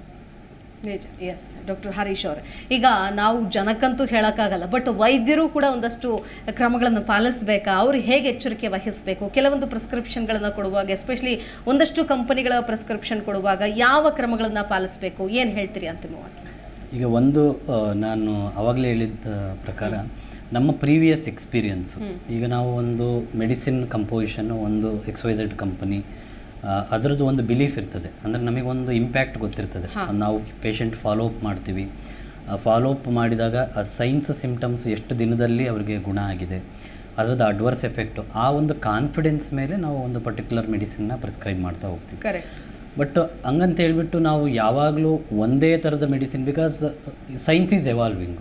ಎಷ್ಟೋ ಸಂದರ್ಭಗಳಲ್ಲಿ ಕೆಲವೊಂದು ವೈದ್ಯರು ಕೊಟ್ಟಂತಹ ಪ್ರಿಸ್ಕ್ರಿಪ್ಷನು ಅವರ ಆಸ್ಪತ್ರೆ ಪಕ್ಕದಲ್ಲಿರೋ ಮೆಡಿಕಲ್ ಶಾಪಲ್ಲಿ ಬಿಟ್ಟು ಬೇರೆ ಇನ್ನೆಲ್ಲೂ ಸಿಗೋದಿಲ್ಲ. ಅಂದರೆ ಇದು ತಪ್ಪು ಅಂತ ಅಲ್ಲ, ಬಟ್ ಸರ್ವೇ ಸಾಮಾನ್ಯವಾಗಿ ನೀವು ಹೇಳೋ ಪ್ರಕಾರ ಒಂದು ನಂಬಿಕೆನೋ ಅಥವಾ ಆ ಡ್ರಗ್ ಅಲ್ಲಿಗೆ ಮಾತ್ರ ಸಪ್ಲೈ ಆಗುತ್ತೆ, ಈ ಥರದ ಒಂದಷ್ಟು ವಿಚಾರಗಳು ಕೂಡ ಇದ್ದೇ ಇರುತ್ತೆ. ಏನು ಹೇಳ್ತೀರಿ? ಈಗ ನೋಡಿ, ಅದು ಕೆಲವೊಂದು ಮೆಡಿಸಿನ್ಸ್ ಒಂದು ಪರ್ಟಿಕ್ಯುಲರ್ ಕಂಪನಿ ಮಾಡೋ ಪರಿಸ್ಥಿತಿನೂ ಇರ್ತದೆ. ಈಗ ಕೆಲವೊಂದು ಆ್ಯಂಟಿಬಯೋಟಿಕ್ಸ್, ಹೈ ಎಂಡ್ ಆ್ಯಂಟಿಬಯೋಟಿಕ್ ಒಂದು ಪೇಟೆನ್ಸಿ ಅಂತ ಇರ್ತದೆ ಅವ್ರದ್ದು. ಸೊ ಅವಾಗ ಏನಾಗ್ತದೆ, ನಮಗೆ ಬೇರೆ ಆಪ್ಷನ್ಸು ಇರೋದಿಲ್ಲ. ಒಂದು ಹೊಸ ಆ್ಯಂಟಿಬಯೋಟಿಕ್ಕು, ಒಂದು ಹೊಸ ಆ್ಯಂಟಿವೈರಲ್ಲು ಅಥವಾ ಒಂದು ಹೊಸ ಆ್ಯಂಟಿ ಇನ್ಫ್ಲಮೇಟ್ರಿ ಮೆಡಿಸಿನ್ ಒಂದಷ್ಟು ಕಾಲ ಅಂದರೆ 5 ರಿಂದ 6 ವರ್ಷ ಒಂದೇ ಕಂಪನಿ ಹತ್ರ ಇರ್ತದೆ. ಸೊ ಅವಾಗ ಬೇರೆ ಆಪ್ಷನ್ನೇ ಇರಲ್ಲ. ಈಗ ಅದು ಜನರಲ್ ಏನು, ಓಕೆ ಇವ್ರು ಯಾಕೆ ಇದು ಒಂದೇ ಕಂಪ್ನಿ ಸಿಗ್ತಾ ಇದೆ, ಬೇರೆ ಎಲ್ಲೂ ಸಿಗ್ತಾ ಇಲ್ಲ, so that is confusion, that is some bias. But otherwise ಆ ಪೇಟೆನ್ಸಿ ಹೋಗೋ ತನಕ ಸೊ ಆಪ್ಷನ್ಸೇ ಇರಲ್ಲ, ನಾವು ಅದನ್ನೇ ಪ್ರಿಸ್ಕ್ರೈಬ್ ಮಾಡಬೇಕಾಗುತ್ತೆ. ಸೊ ಅದನ್ನು ಪ್ರಿಸ್ಕ್ರೈಬ್ ಮಾಡಿ ಮಾನಿಟರ್ ಮಾಡಿ, ಸೊ ದೆನ್ ನಾವು ಅದ್ರದ್ದು ಇಂಪ್ಯಾಕ್ಟ್ ಹೆಂಗಿದೆ ಸೊ ಅದನ್ನು ನೋಡಿಕೊಂಡು. ಸೊ ನಾನು ಅವಾಗಲೇ ಹೇಳಿದ ಪ್ರಕಾರ ಒಂದನ್ನೇ ಸ್ಟಿಕ್ ಆನ್ ಆಗೋದು ಕಷ್ಟ, ಇಟ್ಸ್ ಎವಾಲ್ವಿಂಗ್. ಈಗ ಹೊಸ ಆ್ಯಂಟಿಬಯೋಟಿಕ್ ಬರ್ತದೆ, ಅದು ಫೇಸ್ 3 ಫೇಸ್ 4 ಕ್ಲಿನಿಕಲ್ ಟ್ರಯಲ್ ಆಗಿ ಹೊರಗಡೆ ಕೂಡ ನೋಡಿ ಮಾಡಿ ಪ್ರಿಸ್ಕ್ರೈಬ್ ಮಾಡಬೇಕಾಗುತ್ತೆ ಅಂತ ಡಾಕ್ಟರ್ ಅಂಜನಪ್ಪ ಸರ್. ಡಾಕ್ಟರ್ಗೆ ಒಂದು ಅವೇರ್ನೆಸ್, ಪರ್ಟಿಕ್ಯುಲರ್ಲಿ ಆಂಟಿಬಯೋಟಿಕ್ಸ್ ಅಮ್ಮ, unnecessary antibiotics we should not prescribe. ಏನೊಂದು ಚೂರು ಗಂಟಲು ನೋವು ಬಂತು ಅಂದರೆ ಸಿಂಪ್ಟಮ್ಯಾಟಿಕಲಿ ಅದೊಂದು ಇಂಪಾರ್ಟೆಂಟ್. ಆಮೇಲೆ ಎಲ್ಲ ಬಿಸ್ನೆಸ್ನಾಗಿದ್ದಂಗೆ ನಮ್ಮಲ್ಲಿಯೂ ಬಿಸ್ನೆಸ್ ಅಮ್ಮ ಇನ್ಸೆಂಟಿವ್ಸ್ ಇರ್ತವೆ.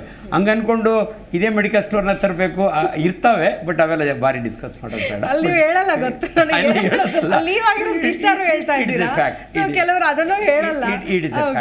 ಬಟ್ ಏನಂದ್ರೆ ನಮಗೆ ಜವಾಬ್ದಾರಿ ಅನ್ನೋದೊಂದು ಇರುತ್ತೆ. ದಯವಿಟ್ಟು ಅನ್ನೆಸರಿ ಆಂಟಿಬಯೋಟಿಕ್ಸ್ ಆಫ್, ನಾವು full course antibiotic resistance is a big problem today ಈಗ ವರ್ಲ್ಡ್. ಅದನ್ನೆಲ್ಲ ಸ್ವಲ್ಪ ಅವಾಯ್ಡ್ ಮಾಡಬೇಕು ಅಂತ. ಆಮೇಲೆ ಇರದೇ 7 ಪ್ರಯೋಗಾಲಯ ಸರ್, 15,000ಕ್ಕೂ ಹೆಚ್ಚು ಮಾದರಿಗಳನ್ನ ಇಲ್ಲಿ ಏನು ಚೆಕ್ ಮಾಡಬಹುದು. ಆದ್ರೆ ಉತ್ಪಾದನಾ ಕಂಪನಿಗಳು ಅದೇ ನಾಯಿ ಕೊಡೆಗಳಂತೆ ಎಲ್ಲಾ ಕಡೆ ಉತ್ಕೊಳ್ತಾ ಇರೋದ್ರಿಂದ ಇದು ಸಾಕಾಗ್ತಾ ಇಲ್ಲ. ಇನ್ನೊಂದಷ್ಟು ಪ್ರಯೋಗಾಲಯಗಳು ಆಗಬೇಕು ಆಯ್ತಾ, ಅಲ್ಲಿ ಚೆಕಿಂಗ್ ಆದ್ಮೇಲೆ ಇವಾಗ ಅದಾದವ್ರಿಗೆ 10 ಲಕ್ಷ ರೂಪಾಯಿ ದಂಡ ಇದೆಯಲ್ಲ ಹಾಕ್ಬೇಕು, ಅವಾಗ ಜನಗಳಿಗೆ ಆಗುತ್ತೆ. ಎಸ್, ಥ್ಯಾಂಕ್ ಯು 3 ಜನ ವೈದ್ಯರಿಗೂ ಕೂಡ ಧನ್ಯವಾದಗಳು ಚರ್ಚೆಯಲ್ಲಿ ಭಾಗಿಯಾಗಿದ್ದಕ್ಕಾಗಿ. ಎಸ್ ವೀಕ್ಷಕರೇ, ನಾವೀಗಾಗಲೇ ನೋಡ್ತಾ ಇದ್ದೀವಿ ಕಳಪೆ ಎಲ್ಲದರಲ್ಲೂ ಕೂಡ ಕಳಪೆ ಮಾತಾಡ್ಬಿಟ್ವಿ, ಚರ್ಚೆ ಮಾಡಿದ್ವಿ, ನಿಮಗೆ ಜಾಗೃತಿ ಮೂಡಿಸುವಂತಹ ಕೆಲಸ ಮಾಡಿದ್ವಿ. ಆದರೆ ಔಷಧಿಗಳು ಕಳಪೆ ಆದರೆ ನೀವು ಜಾಗೃತಿ ವಹಿಸೋದಕ್ಕಾಗೋದಿಲ್ಲ. ವೈದ್ಯರುಗಳು ಜಾಗೃತಿ ವಹಿಸಬೇಕು, ಜೊತೆಗೆ ಸರ್ಕಾರಗಳು, ಇಲಾಖೆಗಳು ಕ್ರಮ ತೆಗೆದುಕೊಳ್ಬೇಕು. ಡ್ರಗ್ ಕಂಟ್ರೋಲು ಇದೆಲ್ಲವೂ ಇದನ್ನು ಕಂಟ್ರೋಲ್ ಮಾಡಬೇಕು. ಆಗಾಗ ಇದೇ ವಿಷಯಕ್ಕೆ ವಿಶ್ವ ಆರೋಗ್ಯ ಸಂಸ್ಥೆ ಕೂಡ ಚಾಟಿ ಬೀಸ್ತಾ ಇರುತ್ತೆ. ಒಂದೊಂದು ದೇಶಗಳಿಗೆ ನಿಮ್ಮ ದೇಶದಲ್ಲಿ ಉತ್ಪಾದನೆಯಾಗುವಂತಹ ಡ್ರಗ್ಗಳ ಮೇಲೆ ಕಂಟ್ರೋಲ್ ಇರಲಿ, ಮಾದರಿಗಳನ್ನು ಪರೀಕ್ಷಿಸಿ ಅವ್ರ ಮೇಲೆ ಕಟ್ಟುನಿಟ್ಟಿನ ಆ್ಯಕ್ಷನ್ಗಳನ್ನು ತೆಗೆದುಕೊಳ್ಳಿ, ಸಾಧ್ಯವಾದರೆ ಅಂತಹ ಔಷಧಿಗಳನ್ನು ಬ್ಯಾನ್ ಮಾಡಿ, ಆ ಕಂಪನಿಗಳನ್ನು ಕಂಪ್ಲೀಟ್ ಆಗಿ ಕಪ್ಪು ಪಟ್ಟಿಗೆ ಸೇರಿಸಿ ಎಲ್ಲೂ ಕೂಡ ಮಾರಾಟ ಆಗದೆ ಇರೋ ರೀತಿಯಾಗಿ ಮಾಡಿ ಅಂತ. ಬಟ್ ಎಷ್ಟರ ಮಟ್ಟಿಗೆ ಇದು ಎಕ್ಸಿಕ್ಯೂಟ್ ಆಗ್ತಾ ಇದೆ? ಈಗ ಬ್ಲ್ಯಾಕ್ ಲಿಸ್ಟ್ ಅಲ್ಲಿ ಇರೋದು ಮತ್ತೆ ವಾಪಸ್ ಪುನಃ ಮಾರುಕಟ್ಟೆಗೆ ಈ ಕಂಪನಿಗಳು ಬಂದರೂ ಕೂಡ ಅಚ್ಚರಿ ಇಲ್ಲ. ಆ ಮೂಲಕ ಒಂದು ಕಠಿಣ ಕ್ರಮಗಳನ್ನು ತೆಗೆದುಕೊಳ್ಬೇಕು. ಕೇವಲ ಬ್ಯಾನ್ ಮಾಡೋದಲ್ಲ, ಅಂತಹ ಸಂದರ್ಭದಲ್ಲಿ ಶಿಕ್ಷೆ ಕೂಡ ಆಗಬೇಕು. ಆ ನಿಟ್ಟಿನಲ್ಲೂ ಕೂಡ ಸರ್ಕಾರ ಯೋಚನೆಯನ್ನ ಮಾಡಬೇಕು ಅಂತ ಹೇಳ್ತಾ ಚರ್ಚೆಯನ್ನು ಮುಗಿಸ್ತಾ ಇದ್ದೀನಿ. ನಮಸ್ಕಾರ. ನೋಡ್ತಾ ಇರಿ ಜಿ ಕನ್ನಡ ನ್ಯೂಸ್, ಸತ್ಯವೇ ಸುದ್ದಿಯ ಜೀವಾಳ.